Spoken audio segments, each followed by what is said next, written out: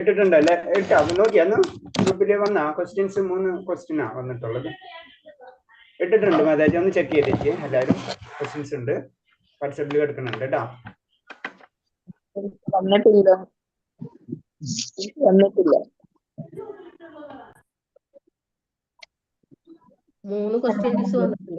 ഒരു ഗ്രൂപ്പിൽ ഇട്ടിട്ടുള്ളൂ മാതാജി, ഒന്ന് ചെക്ക് ചെയ്തിട്ട്.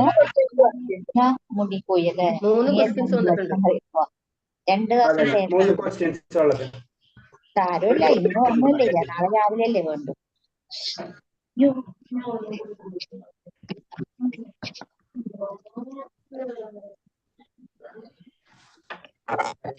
എല്ലാവർക്കും ഹരേ കൃഷ്ണ. നമുക്ക് ആദ്യം പ്രാർത്ഥനയിലേക്ക് കടക്കാം. ഞാനൊന്ന് ഷെയർ ചെയ്തോട്ടെ, ഒരു സെക്കൻഡ്.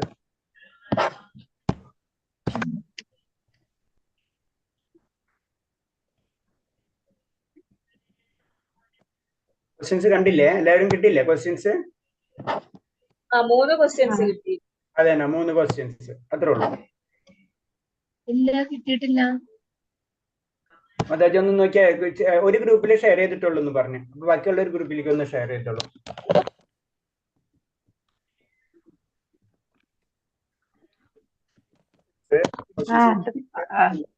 മൂന്ന് ക്വസ്റ്റ്യൻസ് രണ്ട് ഗ്രൂപ്പ് ഉണ്ട്, അതൊന്നും കിട്ടാതെ. ഞാൻ പറയാം. ക്വസ്റ്റ്യൻസ് ഇത്രേ ഉള്ളൂ. യോഗത്തിന്റെ പൂർണ്ണത കൈവരിക്കുന്നവർ ആരാണ്? ഒരു ക്വസ്റ്റ്യൻ. ആർച്ച വിഗ്രഹം കൊണ്ട് അതെ. മൂന്നാമത്തേത് ഭക്തിയിലൂടെ ഭഗവാനെ എങ്ങനെ പ്രാപിക്കാം? അത് 8 മുതൽ 12 വരെ ശ്ലോകങ്ങൾ എങ്ങനെയാ പറയുന്നത്? 3 ക്വസ്റ്റ്യൻ വന്നിട്ടുണ്ട് അല്ലേ? ഹരേഷ് കേട്ടില്ലല്ലോ. 3 ക്വസ്റ്റ്യൻസ് ഉണ്ട്. ഒന്നുകൂടെ ഞാൻ പറയാം. ക്വസ്റ്റ്യൻ: യോഗത്തിൽ പൂർണ്ണത കൈവരിക്കുന്നവർ ആരാണ്? യോഗത്തിൽ പൂർണ്ണത കൈവരിക്കുന്നവർ ആരാണ്? രണ്ടാമത്തെ ക്വസ്റ്റ്യൻ: ആർച്ച വിഗ്രഹം കൊണ്ട് എന്താണ് ഉദ്ദേശിക്കുന്നത്?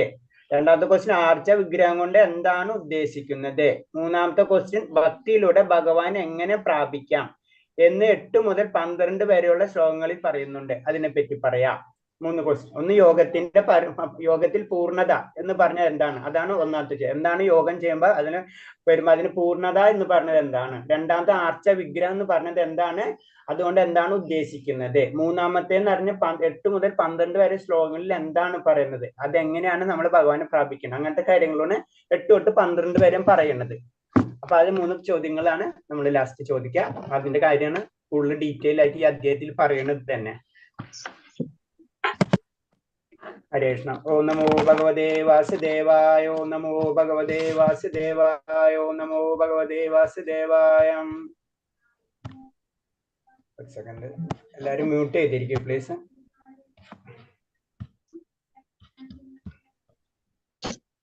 ഓം നമോ ഭഗവതേ വാസുദേവായ. ഓം നമോ ഭഗവതേ വാസുദേവായ. ഓം നമോ ഭഗവതേ വാസുദേവായ. നാരായണം നമസ്കൃത്യം നരം ചൈവ നരോത്തമം ദേവീം സരസ്വതിം വ്യാസം തതോ ജയമുദിരയേത്. നഷ്ടപ്രായേഷു ഭദ്രേഷു നിത്യം ഭാഗവത സേവയാ. ഭാഗവതേ ഉത്തമ ശ്ലോകേ ഭക്തിർഭവതി നഷ്ടകി. മൂകം കരോതി വാചാലം പങ്കും ലംഘയതേ ഗിരി. യത്കൃപതമഹം വന്ദേ പരമാനന്ദമാധവം. ശ്രീ ഗുരുദീനതാരിണം ശ്രീചൈതന്യമീശ്വരം. അജ്ഞാനതിമിരാന്ധ്യസ്യ ജ്ഞാനാഞ്ജലശലാകയാ ചക്ഷുർമിലിതം യേന തസ്മൈ ശ്രീ ഗുരുവേ നമഃ. ശ്രീചൈതന്യം മനോഭീഷ്ടം സ്ഥാപിതം യേന ഭൂതലേ സ്വയം രൂപകഥാ മഹ്യം ദദാതി സ്വഭാന്തികം.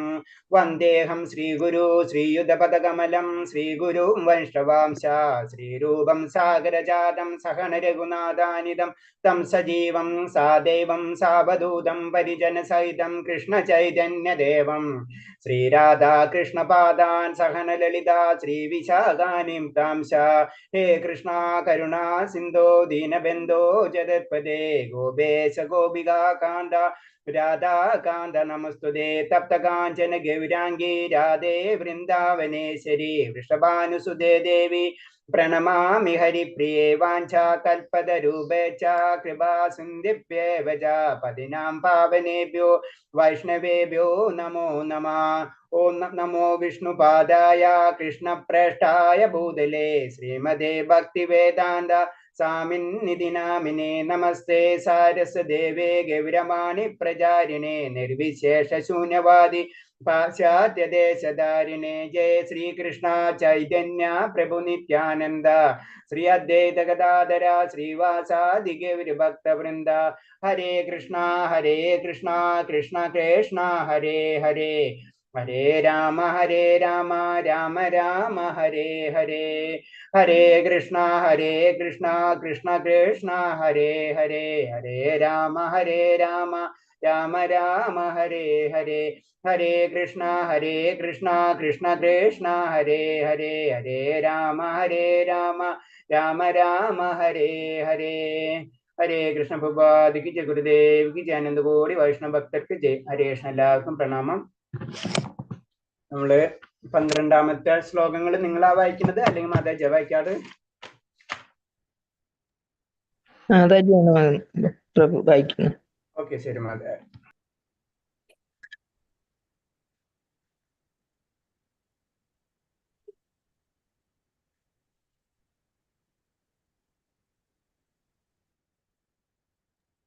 ആരെങ്കിലും ഈ ശ്ലോകം വായിക്കാൻ ഇൻട്രസ്റ്റ് ഉണ്ടെങ്കിൽ ശ്ലോകം വായിക്കാം.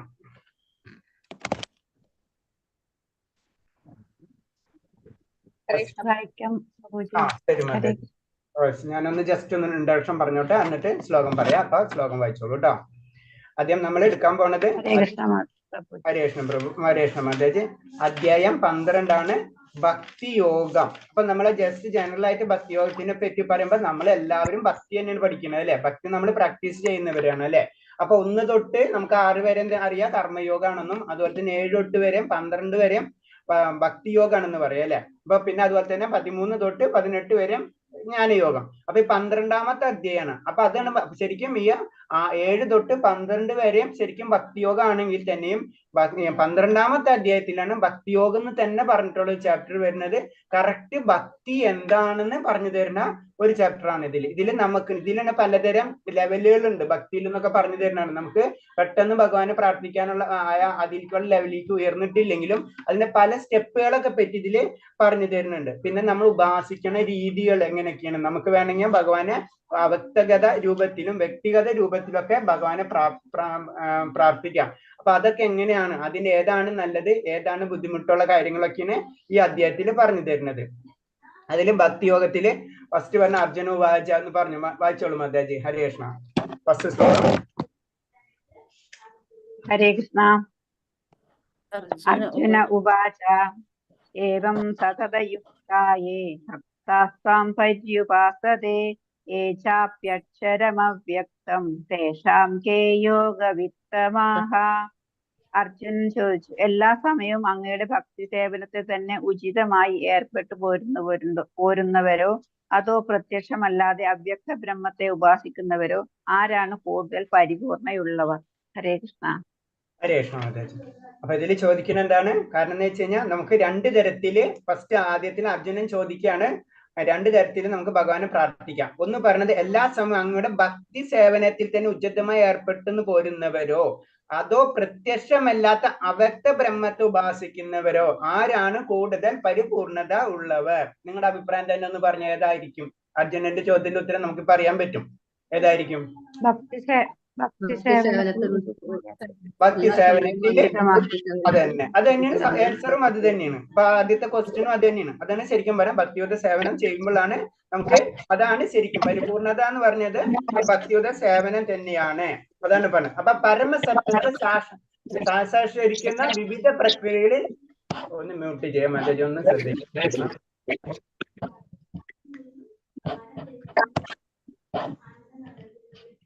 ഓക്കെ.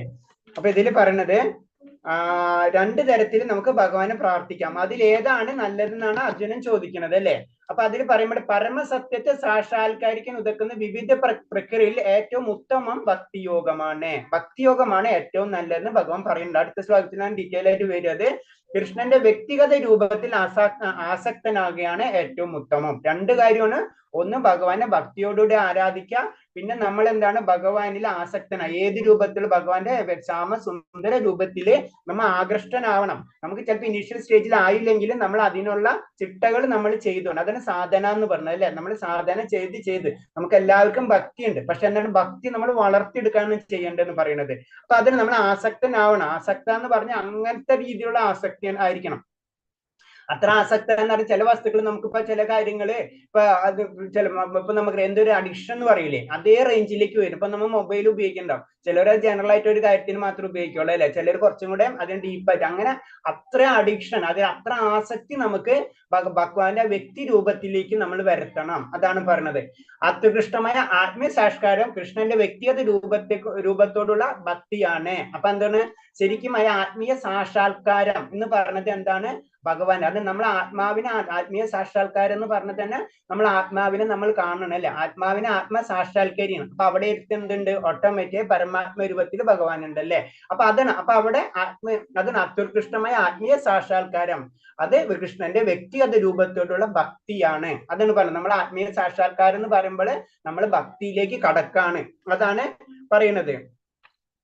അപ്പൊ രണ്ട് രൂപത്തിലുള്ള ഫസ്റ്റ് ചോദ്യത്തിൽ രണ്ട് രൂപത്തിലാണ് നമ്മൾ ഭഗവാനെ നമുക്ക് പ്രാർത്ഥിക്കാം. ഒന്നില്ല അല്ലെങ്കിൽ സാക്ഷാത്കാരം ചെയ്യാം. ഒന്ന് പറയുന്നത് വ്യക്തിഗത രൂപത്തിൽ, ഭഗവാന് വ്യക്തിഗത രൂപത്തിൽ നിന്ന് ആരാധിക്കാം. അതാണ് നമ്മൾ ചെയ്യേണ്ടത്. രണ്ടാമത്തെ അവ്യക്തിഗത രൂപം. ഭഗവാൻ കംപ്ലീറ്റ്, നമ്മളൊരു കൺസെപ്റ്റും കൂടി ഉണ്ട് അല്ലെ. ഭഗവാൻ എല്ലായിടത്തും നിറഞ്ഞു നിൽക്കുകയാണ് അല്ലെ. അപ്പൊ ഭഗവാന് ഒരു രൂപം കൊടുക്കാൻ ചില സമ്പ്രദായങ്ങൾക്ക് അവർക്ക് അത് അക്സെപ്റ്റ് ചെയ്യാൻ പറ്റാത്തവരുണ്ട്. ആ ഒരു സമ്പ്രദായത്തിൽ അവര് എന്താ ചെയ്യും? ഭഗവാനെ ബ്രഹ്മം, അതായത് എല്ലായിടത്തും നിറഞ്ഞു നിൽക്കുന്ന രീതിയിൽ, അപ്പൊ അതിനൊരു രൂപമില്ലാത്ത അവസ്ഥ എന്നാണ് അവർ ചിന്തിക്കുന്നത്. അപ്പൊ അങ്ങനെയും രണ്ട് രീതിയിൽ ഭഗവാനെ ആരാധിക്കാം എന്ന് പറയുന്നുണ്ട്. പക്ഷെ നല്ലത് ഏതാണ്? അത് അടുത്തതിൽ ക്ലിയർ ആയിട്ട് വരും. നല്ലത് എപ്പോഴും ആ വ്യക്തിഗത രൂപത്തിലാണ്. അതിന്റെ കാരണങ്ങളുണ്ട്. അതിന്റെ കാരണം എന്താണെന്ന് നിങ്ങൾക്ക് ആരെങ്കിലും ഒരു ഐഡിയ ഉണ്ടാവും? എന്തായിരിക്കും അതിന്റെ കാരണം? നമ്മൾ എന്തുകൊണ്ട് ഭഗവാൻ പറയുന്നുണ്ട് രണ്ട് രൂപത്തിലാണെങ്കിലും എന്നെ പ്രാപിക്കാന്ന് പറയുന്നുണ്ട്. പക്ഷെ എന്തുകൊണ്ട് ഇപ്പൊ എല്ലാവരും പറഞ്ഞ് വ്യക്തിഗത രൂപത്തിലാണ് ഏറ്റവും നല്ലതെന്ന്, എന്തുകൊണ്ട് അടുത്ത രൂപത്തിലാവാൻ പറ്റാത്തത്? അതിന്റെ കാരണം എന്തായിരിക്കും?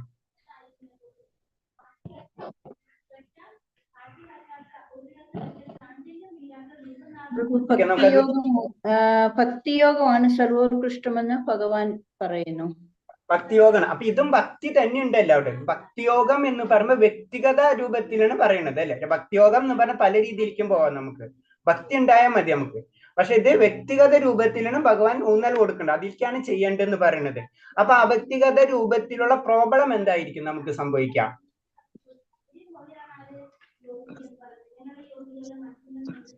ഭഗവദ്ധാമത്തിൽ എത്തിയാൽ തിരിച്ചു വരേണ്ടി വരില്ല. ഭഗവദ്ധാമത്തിൽ തിരിച്ചു വരേണ്ടി വരില്ല. അത് ശരി, വ്യക്തിഗത. പക്ഷെ രണ്ട് വഴികളും സെയിം തന്നെയാണ്. അത് നമുക്കൊന്നും കൂടെ വരുമ്പോ നമുക്കൊന്നും കൂടെ അത് മനസ്സിലാവും. കുറച്ചും കൂടി വരുമ്പോൾ അത് അടുത്ത ശ്ലോകം വായിച്ചോളൂ. അപ്പൊ അതിൽ വരും 2-3 ശ്ലോകം വരുമ്പോഴേക്കൊക്കെ വരും ഡീറ്റെയിൽ ആയിട്ട്. അതായത് വായിച്ചോളൂ രണ്ടാമത്തെ ശ്ലോകം. ഹരേ കൃഷ്ണ. ശ്ലോകം 2. ശ്രീ ഭഗവാനുവാച മയ്യാവേശ്യ മനോ യേ മാം നിത്യയുക്താ ഉപാസത്തെ ശ്രദ്ധയാ പരയോപേതാസ്തേ യുക്തതമാമതാഃ. വിവർത്തനം. പരമദിവ്യ പുരുഷൻ പറഞ്ഞു, എന്റെ വ്യക്തി രൂപത്തിൽ തന്നെ മനസ്സുറപ്പിച്ച് അതീന്ദ്രിയമായ ദൃഢവിശ്വാസത്തോടെ എല്ലായ്പ്പോഴും എന്നെ ആരാധിക്കുന്നതിൽ മുഴുകിയിരിക്കുന്നവരാണ് ഏറ്റവും പരിപൂർണതയുള്ളവരെന്ന് ഞാൻ കരുതുന്നു. ഹരേ കൃഷ്ണ. ഹരേ കൃഷ്ണ മാതാജി. അപ്പൊ ഇതില് രണ്ടാമത്തെ ശ്ലോകത്തിൽ ഭഗവാൻ അതിന്റെ ഉത്തരം പറഞ്ഞല്ലേ. അർജുനൻ ചോദിച്ചതിന്റെ ഉത്തരം പറയാണ്. കാരണം എന്താണ്? പരമദിവ്യോത്തമ പുരുഷൻ പറഞ്ഞു, ഭഗവാൻ പറഞ്ഞു, എന്റെ വ്യക്തിഗത രൂപത്തിൽ തന്നെ മനസ്സുറപ്പിച്ച് അതീന്ദ്രിയ ദൃഢനിശ്ചയത്തോടെ എല്ലായ്പ്പോഴും എന്നെ ആരാധിക്കുന്നവർ മുഴുകിയിരിക്കുന്നവരാണ് ഏറ്റവും പരിപൂർണത ഉള്ളവരെന്ന് ഞാൻ കരുതുന്നു. അപ്പൊ നമുക്ക് ഭഗവാൻ പറഞ്ഞു തന്നു, ഭഗവാന്റെ വ്യക്തിഗത രൂപത്തിൽ തന്നെയായിരിക്കണം ഭഗവാനെ നമ്മൾ സാക്ഷാത്കരിക്കേണ്ടത് അല്ലെങ്കിൽ പ്രാർത്ഥിക്കേണ്ടത്. അതാണ് യോഗത്തിൽ പൂർണ്ണത കൈവരിക്കുന്നത്. നമ്മൾ ആദ്യത്തെ ചോദ്യത്തിന്റെ ആൻസർ ആണ്. പരിപൂർണത എന്ന് പറഞ്ഞത് എന്താണ്? വ്യക്തിഗത രൂപത്തിൽ മനസ്സിനെ ഭഗവാനെ വ്യക്തിയായിട്ട് കണ്ട് ആ രൂപത്തെ നമ്മളെ മനസ്സ് ഏകീകരിക്കുക. അങ്ങനെ ചെയ്യുമ്പോഴാണ് അത് യോഗയുടെ പരിപൂർണത എന്ന് പറയുന്നത്. ശുദ്ധ ഭക്തന്മാർ എല്ലായ്പ്പോഴും ഉപാസനയിൽ ഏർപ്പെട്ടുകൊണ്ടിരിക്കുന്നു.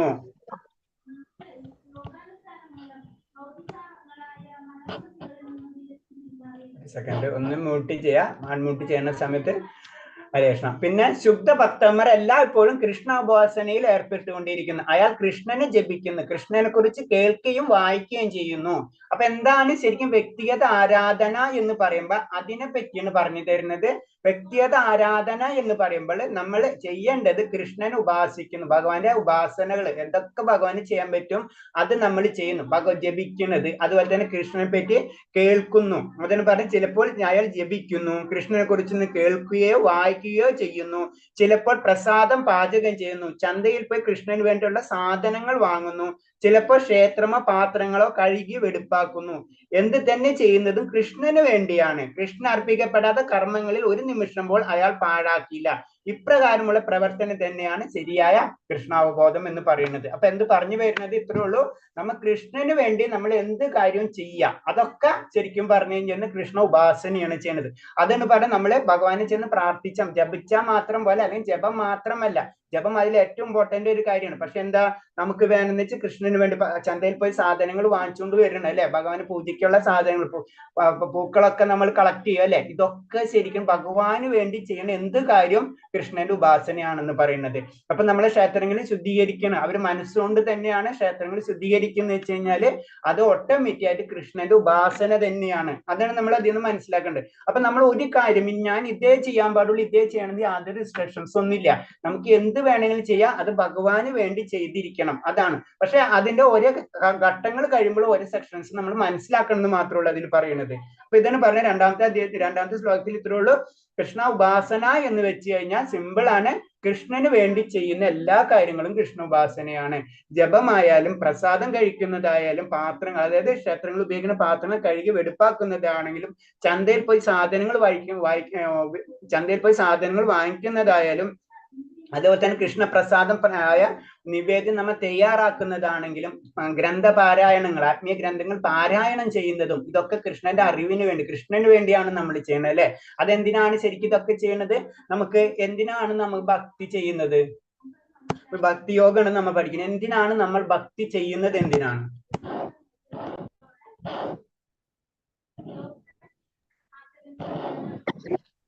കൃഷ്ണാബോധം ഉണ്ടാവും.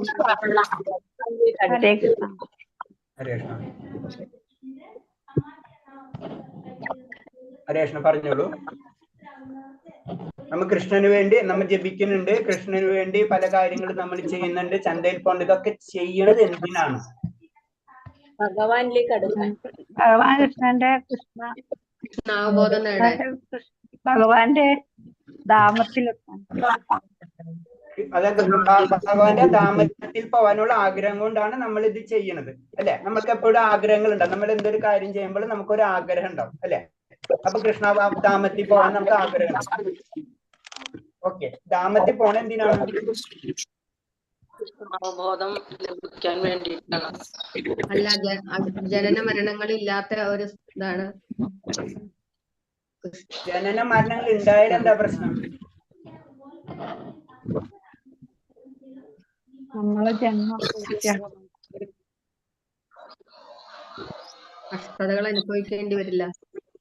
കഷ്ടതകൾ അനുഭവിക്കേണ്ടി വരില്ല. അപ്പൊ നമ്മൾ കുറച്ച് പോയിന്റിലേക്ക് എത്തി തുടങ്ങി. കഷ്ടതകൾ അനുഭവപ്പെടാൻ നമുക്ക് ഇഷ്ടമല്ല അല്ലെ, ബേസിക് ആയിട്ടുള്ള കാര്യം അവിടെ എത്തി അല്ലെ. കഷ്ടതകൾ അനുഭവപ്പെടാം. അപ്പൊ കഷ്ടതകളല്ല ഇഷ്ടം, പിന്നെ എന്താ നമുക്ക് ഇഷ്ടം? ഭഗവാൻ. ഭഗവാൻ നമുക്ക് ഇഷ്ടമാണ്. ഭഗവാൻ എന്തുകൊണ്ട് നമ്മൾ ഇഷ്ടപ്പെടുന്നു? കഷ്ടത അനുഭവിക്കാൻ ഇഷ്ടമില്ലാത്ത കാരണം കൊണ്ട് നമ്മൾ ഭഗവാനെ ഇഷ്ടപ്പെടുന്നു അല്ലെ. അപ്പൊ നമ്മൾ എന്തോ ഭഗവാനിൽ നിന്ന് നമുക്ക് അത് കിട്ടുന്നുണ്ട്, എന്തോ അത് കാരണം കൊണ്ട് നമ്മൾ ഇഷ്ടപ്പെടുന്നത് അല്ലെ. അതെന്താ ഭഗവാനിൽ നിന്ന് നമുക്ക് കിട്ടുന്നത്? സാക്ഷാത്കാരം. സാക്ഷാത്കാരം ലഭിക്കുമ്പോ നമുക്ക് എന്താ ലഭിക്കുന്നത്? ആനന്ദം. ആനന്ദം. ആരാ പറഞ്ഞ ആനന്ദം? ആനന്ദം. മനസ്സിലായ? അതാണ് പോയിന്റ്. നമ്മൾ ആനന്ദത്തിന് വേണ്ടിയാണ് ഇതെല്ലാം. പരമമായ ആനന്ദം, സച്ചിദാനന്ദ വിഗ്രഹം അല്ലെ. ആനന്ദാണ് പറയുന്നത്. ആനന്ദാണ് നമുക്ക് എല്ലാവർക്കും വേണ്ടത്. ഭൗതിക പ്രകൃതിയിൽ നമുക്ക് കിട്ടാത്തതും നമ്മൾ ആഗ്രഹിക്കുന്നതും നമ്മുടെ പോക്കും അതിനു വേണ്ടിയിട്ട്. ആനന്ദം, പരമമായ ആനന്ദമാണ് ലക്ഷ്യം.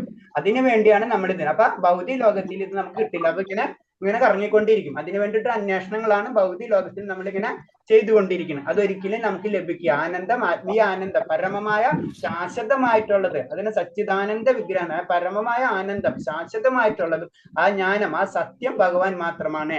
അത് നമ്മൾ എന്ന് മനസ്സിലാക്കുന്നുവോ അന്ന് തൊട്ടാണ് ശരിക്കും നമ്മള് ഭക്തി നമ്മളെ സ്റ്റാർട്ട് ആവുന്ന പറയുന്നത്. അത് മുക്തി കിട്ടിയതിന് ശേഷം, മുക്തി എന്ന് പറയുന്നത് ഭൗതിക എന്നുള്ള വിടുതല് അല്ലെ, പിന്നെയാണ് നമ്മൾ ആത്മീയതയിലേക്ക് നമ്മൾ 100% കടക്കുന്നത്. അതാണ് നമ്മളെല്ലാവരും ഭക്തി പ്രാക്ടീസ് ചെയ്തുകൊണ്ടിരിക്കും. പലർക്കും പല ലെവലായിരിക്കും. ചിലപ്പോൾ ചിലർ ഭക്തി 10% ആയിരിക്കും, ചിലപ്പോൾ 20 ആയിരിക്കും. അങ്ങോട്ടും ഇങ്ങോട്ടൊക്കെ വേരിയേഷൻസ് ഉണ്ടാവും. അതിന് പല പല കാരണങ്ങളുണ്ടാവും. നമ്മൾ ഒരു ദിവസത്തെ നാളെ നമുക്ക് ഒരിക്കലും ഭക്തി കിട്ടണമെന്നില്ല അല്ലെ. കാരണം എന്ന് വെച്ച് കഴിഞ്ഞാൽ അതിന് പല ജന്മങ്ങളും പല കാരണങ്ങളും ഒക്കെ ഉണ്ടായിട്ടുണ്ടാവും. നമുക്കറിയില്ല നമുക്ക് എത്ര ഭക്തി ഉണ്ടോന്നോ നാളെ എത്ര ഭക്തി വരുന്നോ ഒന്നും നമുക്കറിയില്ല. പക്ഷെ നമ്മളെന്താ, നമ്മൾ ആ പ്രാക്ടീസ് ചെയ്തുകൊണ്ടിരിക്കണം. അടുത്ത 3, 4 വായിച്ചു മാതാജി. ആരാ വായിക്കുന്നു?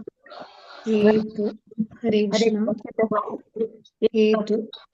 ക്ഷരമനിർദ്ദേശം അവ്യക്തം പര്യുപാസതേ സർവത്ര ഗമചിന്യം ച കൂടസ്ഥമജലം ധ്രുവം സംനിയമ്യേന്ദ്രിയഗ്രാമം സർവത്ര സമബുദ്ധയഃ തേ പ്രാപ്നുവന്തി മാമേവ സർവഭൂതഹിതേ രതാഃ.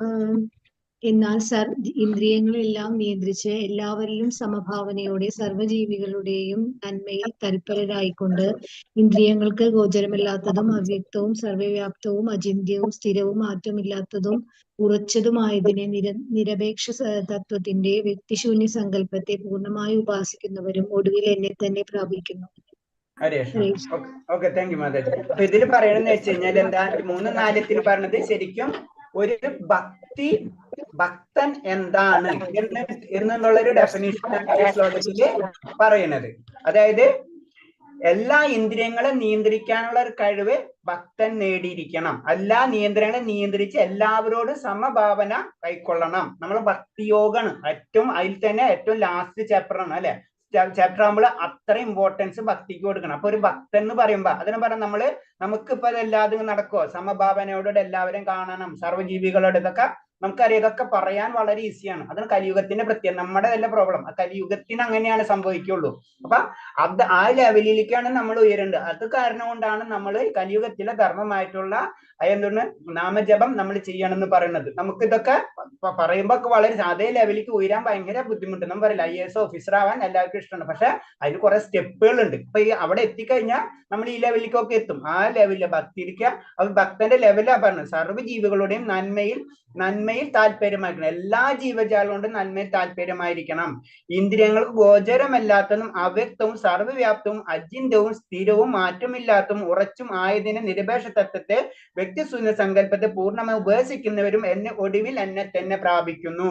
പിന്നെന്താ പറയണെന്ന് വെച്ച് കഴിഞ്ഞാൽ ഇപ്പൊ പറഞ്ഞില്ല, അവ്യക്തിഗത രൂപം, വ്യക്തിഗതമല്ലാത്ത രൂപത്തെയാണെങ്കിലും നമ്മൾ അത് കറക്റ്റായിട്ട് ചെയ്തു കഴിഞ്ഞാൽ അത് അതേ രീതിയിൽ ഭഗവാൻ രൂപമില്ലാത്ത ഭഗവാൻ ഉപാസിച്ചു കഴിഞ്ഞാലും നമ്മൾ ഭഗവാനിൽ തന്നെ എത്തിച്ചേരും എന്ന് ഭഗവാൻ പറയണം.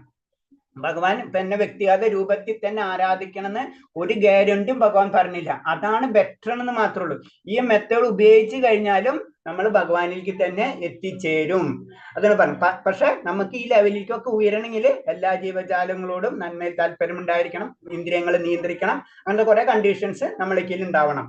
പരമദിവ്യോത്തമ പുരുഷന്റെ കൃഷ്ണനെ നേരിട്ട് ആരാധിക്കാതെ പരോക്ഷ പ്രക്രിയ ചെയ്യുന്നവരും ഒടുവിൽ ശ്രീകൃഷ്ണനെ എത്തിച്ചേരുന്നു. അതിന് പരോക്ഷമായിട്ട് ഭഗവാനെ ആരാധിച്ചു കഴിഞ്ഞാലും ഭഗവാനിൽ എത്തിച്ചേരും. പക്ഷെ അതിന്റെ പ്രോസസ്സും അതിന്റെ കാര്യങ്ങളും റൂൾസും റെഗുലേഷൻസും ഒക്കെ കുറച്ച് ടഫും അതുപോലെ തന്നെ ചിലപ്പോൾ നമുക്കത് പറ്റിയൊന്നും വരില്ല. അതാണ് അതിന്റെ ബുദ്ധിമുട്ടുകളുണ്ട്. അതിന്റെ കാര്യങ്ങൾ പൂർണ്ണമായ സാക്ഷാത്കാരം കൃഷ്ണനെ സമീപിക്കുന്നത് കൊണ്ടേ നേടാൻ കഴിയുള്ളൂ. അതിന് ഭഗവാനെ സമീപിച്ചാൽ മാത്രമേ നമുക്ക് പൂർണ്ണ സാക്ഷാത്കാരം എന്ന് പറഞ്ഞത് പരമമായ ആനന്ദം അല്ലെ. ആ ആനന്ദം എവിടെയുള്ളത്? ഭഗവാൻ. അപ്പൊ ഭഗവാനിൽ എത്തിക്കഴിഞ്ഞാലേ നമ്മ പരിപൂർണത ആവുള്ളൂ. ജ്ഞാനി അനേകം ജന്മങ്ങൾക്ക് ശേഷം സർവ്വതും വാസുദേവൻ എന്നറിഞ്ഞ് ഭഗവാനെ ആശ്രയിക്കുന്നു. അപ്പൊ ജ്ഞാനിനെ സംബന്ധിച്ച്, ജ്ഞാനി എന്ന് പറയുമ്പോൾ എന്താണ്? കാര്യങ്ങൾ വിശകലനം ചെയ്യണം അല്ലെ. എന്താണ് ആത്മാവ്? അത് അറിയാന്ന് പറഞ്ഞു കഴിഞ്ഞാൽ വെറും വായന എന്ന് മാത്രമല്ല, അതിനനുസരിച്ചുള്ള കാര്യങ്ങൾ സാധന വഴികൾ ചെയ്യാണ് ചെയ്യുന്നത്. അവര് അങ്ങനെ ചെയ്താൽ തന്നെ ലാസ്റ്റ് അവർക്ക് മനസ്സിലാവും എല്ലാത്തിന്റെ കാരണങ്ങൾക്ക് കാരണം ഭഗവാനാണെന്നേ. അതാണ് പറഞ്ഞാൽ ഭഗവാനെ ആശ്രയിക്കുന്നു. ലാസ്റ്റ് അവരെത്തും. എവിടെ എത്തുമ്പോൾ അറിയാം, ആദ്യം തന്നെ ഒരു മരം എടുത്തു കഴിഞ്ഞാൽ മരത്തിന് എവിടെയാണ് വെള്ളം ഒഴിക്കുന്നത്? സാധാരണ നമുക്ക് എല്ലാവർക്കും അറിയാം എവിടെയാണ് ഒഴിക്കേണ്ടത്, മരത്തിന്റെ വേരിൽ നിന്നറിയാം. പക്ഷെ ചിലവര് അങ്ങനെ ചെയ്യില്ല, അത് മുഴുവനും പഠിച്ചതിന് ശേഷം അത് ചെയ്യാൻ നോക്കുക. അപ്പൊ ലാസ്റ്റ് അറിയാം മരത്തിന്റെ വേരിലേക്ക് തന്നെയാണ് വെള്ളം ഒഴിക്കേണ്ടതെന്ന് അവർക്ക് മനസ്സിലാവും. അതാണ് ഒരു ജ്ഞാനിനെ പറ്റി ഒരു ഉദാഹരണം പറയുന്നത്. ജീവാത്മാവിൽ പരമാത്മാവിനെ ദർശിക്കുന്നവർ പരമാത്മാവിന്റെ സാന്നിധ്യം എല്ലായിടത്തും ഉണ്ടെന്ന് മനസ്സിലാക്കുന്നു. അപ്പൊ ജീവാത്മാവിൽ പരമാത്മാവിനെ ദർശിക്കുന്നവൻ, അപ്പൊ നമുക്ക് എല്ലാവർക്കും ജീവാത്മാവുണ്ട് അല്ലെ, എല്ലാവരും ശരീരത്തില് ആത്മാവില് ജീവാത്മാവുണ്ട്, അവിടെ പരമാത്മാവുണ്ട്. അതിനെ ദർശിക്കുന്നവൻ പരമാത്മാവിന്റെ സാന്നിധ്യം എല്ലായിടത്തും ഉണ്ടെന്ന് മനസ്സിലാക്കുന്നു. അപ്പൊ എന്റെ കൂടെ പരമാത്മാവ് ഉണ്ടെങ്കിൽ എല്ലാ ജീവജാലങ്ങളിൽ കൂടിയും പരമാത്മാവ് ഉണ്ടാവും എന്ന് ആ വ്യക്തിക്ക് മനസ്സിലാകും. അഞ്ചാമത്തെ ശ്ലോകം വായിച്ചോളൂ. ഹരേ കൃഷ്ണ. ക്ലേശോദികരസ്തേഷാം അവ്യക്താസക്ത തേജസാം അവ്യക്ത ഹി ഗതിർദുഃഖം ഹേവദ്ഭീരവ്യാപ്യതേ. മനസ്സിനും ഇന്ദ്രിയങ്ങൾക്കും അപ്പുറമുള്ള നിർഗുണ ബ്രഹ്മത്തെ ഉപാസിക്കുവാൻ പ്രയാസമുള്ള കാര്യമാണ്. കാരണം ദേഹാഭിമാനികൾക്ക് കഷ്ടപ്പാടോടുകൂടിയ അവ്യക്ത ഉപാസന ബുദ്ധിമുട്ടുള്ളതാണ്. ഹരേ കൃഷ്ണ. കാരണം ബുദ്ധിമുട്ട് പറയണത് പരമപുരുഷനും അവ്യക്തവും വ്യക്തിശൂന്യവുമായ ആസക്തി ചിത്തരാർക്ക് പുരോഗമനത്തിൽ പ്രയാസമാണ്. ശരീരങ്ങൾക്ക് ഈ വഴി മാറ്റും. ഇതല്ലേ വായിച്ചത് മാതാജി? ഈ ശ്ലോകം തന്നെയല്ലേ വായിച്ചത്? അതെ. ഓക്കെ ഓക്കെ ശരി. അപ്പൊ ബുക്ക് മാറുമ്പോൾ വ്യത്യാസം ഉണ്ടാ? വിവർത്തനം വേറെ വായിച്ചല്ലേ? വിവർത്തനം ചെറിയ വ്യത്യാസം വന്നു. ഈ ബുക്ക് തന്നെ എല്ലാവരും വായിക്കണം കേട്ടാ ഹരേഷ്ണ. കാരണം ഈ ബുക്ക് തന്നെ നമ്മൾ ക്ലാസ് പോണതും, കാരണം പല ബുക്കിലും പലതരം വ്യാഖ്യാനങ്ങൾ പറയുന്നുണ്ട്. അപ്പൊ അത് അനുസരിച്ച് മാറിപ്പോവും. നമ്മൾ ഉദ്ദേശിച്ചത് നമ്മളിൽ എത്തണമെന്നില്ല. അപ്പൊ ഭഗവതയുടെ പ്രത്യേകത എന്ന് വെച്ച് കഴിഞ്ഞാൽ അതിനാർക്കും എല്ലാവരും വ്യാഖ്യാനിക്കാൻ തുടങ്ങിയിട്ടുണ്ട്. നമുക്കറിയാം പണ്ടേ തൊട്ട് പലതരം വ്യാഖ്യാനങ്ങളും അവരെ ചിന്താഗതിയിൽ വെച്ച് വ്യാഖ്യാനിക്കും. ഒരു നിരീശ്വരവാദികളിൽ നിന്നും ഭഗവത് വ്യാഖ്യാനിച്ചത് വായിച്ചു കഴിഞ്ഞാൽ നമ്മൾ എൻ്ററിൽ നമ്മളെ ചേഞ്ച് മാറിപ്പോകും നമ്മള്. അപ്പൊ അതൊരിക്കലും ചെയ്യും. നമ്മൾ ഭക്തി നമുക്ക് ഇത് സാധാരണ ബുക്കല്ല അല്ലെ.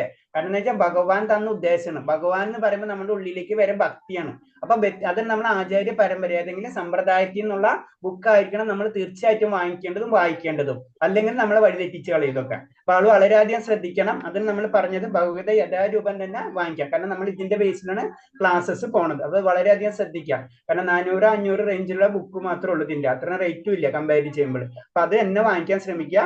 അത് വാങ്ങിക്കാന്ന് വെച്ച് കഴിഞ്ഞാൽ നമുക്ക് പല രീതിയിലും വാങ്ങിക്കാം. ഓൺലൈനിൽ വാങ്ങിക്കാം, അല്ലെങ്കിൽ ഫോൺ നമ്പേഴ്സിന്റെ എങ്ങനെ വേണേലും കണക്ട് ചെയ്ത് വാങ്ങിക്കാവുന്നുള്ളൂ. അതെല്ലാവരും ശ്രദ്ധിക്കുക. അപ്പൊ എന്നാൽ ശരീരികൾക്ക് ഈ വഴിയുള്ള മുന്നേറ്റം സദാ ദുഷ്കരമാണ് എന്ന് പറയുന്നത്. കാരണം എന്താ? അവ്യക്തിഗത രൂപം നമ്മളെ സംബന്ധിച്ച് നമ്മൾ പെട്ടെന്ന് നമ്മളോട് ഉള്ളിലെ എന്തെങ്കിലും ചിന്തിക്കാൻ പറഞ്ഞാൽ നമുക്ക് ഈസി ആയിട്ട് ചിന്തിക്കാൻ പറ്റും. ഒരു പൂവ് നിങ്ങൾ മനസ്സിൽ പൂവിനെ കൊണ്ടുവരാൻ പറഞ്ഞാൽ നമുക്ക് പെട്ടെന്ന് ചിന്തിക്കാൻ പറ്റും. ഒന്നും വരുത്താണ്ടിരിക്കാൻ പറഞ്ഞാൽ നമുക്ക് പറ്റൂല അല്ലെ.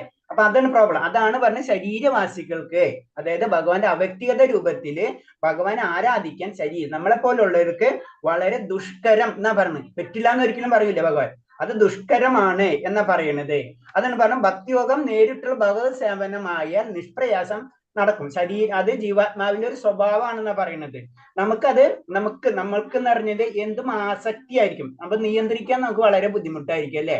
നമുക്കൊരു ചായ കുടിക്കണ്ടെന്ന് പറഞ്ഞു കഴിഞ്ഞാൽ നമ്മൾ ആ ചായ കുടിക്കാൻ നോക്കും. കാരണം അത് നമ്മളെ ഒരു അട്രാക്ഷൻ ആണ്, നേരെ ഓപ്പോസിറ്റ് ആണ്. എല്ലാതും ചെയ്യണ്ടെന്ന് പറഞ്ഞ് ചെയ്യും. അതായത് നമുക്ക് എല്ലാം അട്രാക്ഷൻ ആണ്. അത് ആസക്തിയാണ് നമ്മുടെ ഉള്ളിലുള്ളത്. വിരക്തി നമ്മളെ കൊണ്ട് പറ്റൂല. അതാണ് പറഞ്ഞത്. അപ്പൊ ഭക്തിയോഗം എന്ന് പറഞ്ഞ ആസക്തിയിലെ കൂടിയാണ് ഭക്തിയോഗത്തിലേക്ക് മുന്നേറുന്നതാ പറയണത്. അപ്പൊ അതാണ് നമ്മളെല്ലാവരും ഭഗവാന് വേണ്ടി കാര്യങ്ങൾ കൊടുക്കണ്, അത് നമ്മൾ ഉപയോഗിക്കണം. അപ്പൊ ആസക്തി അവിടെ നടന്നുകൊണ്ടിരിക്കണം നമ്മള്. അപ്പൊ അതാണ് ഏറ്റവും നല്ലത്. മറ്റേത് ബുദ്ധിമുട്ടാണ്. അംഗീകൃത പ്രാതിനിധ്യം എന്നുള്ള ഒരു വിഗ്രഹം ഈശ്വരനുണ്ട്. അതിനെ ആർച്ച വിഗ്രഹം എന്ന് പറയുന്നു. ഈ ആർച്ച വിഗ്രഹം പരമപുരുഷന്റെ അവതാരമാണ്. നമ്മൾ എല്ലായിടത്തും എല്ലാ ക്ഷേത്രങ്ങളിലും ഭഗവാന്റെ വിഗ്രഹം കാണല്ലേ. ആ വിഗ്രഹം എന്ന് പറയുന്നത് പരമപുരുഷന്റെ അവതാരമാണ്. കലിയുഗത്തിലെ ഭഗവാൻ തന്നിട്ട് പോയിട്ടുള്ളതാണ്. കാരണം ഇതിലെ കൂടിയാണ് നമ്മൾ കണക്ട് ചെയ്യുന്നത്. നമ്മള് പറയുന്ന തപാൽ പെട്ടികളുണ്ട്, കുറെ പെട്ടികളുണ്ട്, അവിടെ കൊണ്ടിട്ടാ പോലെ തപാലിൽ ഇടണമെന്ന് പറഞ്ഞ പോലെ അതിനൊരു അംഗീകൃതമായിട്ടുള്ള ഒരു രൂപം ഈശ്വരൻ തന്നിട്ടുണ്ട്. ആ രൂപമാണ് വിഗ്രഹം. ആ വിഗ്രഹത്തിനാണ് ആർച്ച വിഗ്രഹം എന്ന് പറയുന്നത്. അത് ഭഗവാന്റെ തന്നെ അവതാരമാണ്. അതാണ് രണ്ടാമത്തെ ക്വസ്റ്റ്യനിൽ പറയുന്നത്. അപ്പൊ ആ വിഗ്രഹത്തിൽ കൂടിയാണ് നമ്മുടെ കാര്യങ്ങൾ നമ്മൾ കണക്ട് ചെയ്യുന്നത് അല്ലെ. നമ്മൾ ചെന്ന് ഭഗവാനോട് നമ്മൾ പ്രാർത്ഥിക്കുന്നു. നമുക്ക് ചെയ്യാൻ പറ്റുന്നത് എന്താണെന്ന് ചെയ്യണം. ഭഗവാനെ നമ്മൾ പല കാര്യങ്ങൾ ഭഗവാന് സമർപ്പിക്കുന്നുണ്ട് അല്ലെ. ക്ഷേത്രങ്ങളിൽ നിന്നല്ല, വീടുകളിലായാലും നമ്മൾ ചെയ്യാൻ പറ്റുന്ന കാര്യങ്ങളൊക്കെ നമ്മൾ ചെയ്യുന്നത്. അപ്പൊ ഒരു രൂപം, ആ രൂപത്തിലേക്കാണ് നമ്മൾ ആകർഷകരാകുന്നത്. അതാണ് ശരി. അതാണ് ഭഗവാന്റെ അവതാരമാണ് എന്ന് പറയുന്നത്.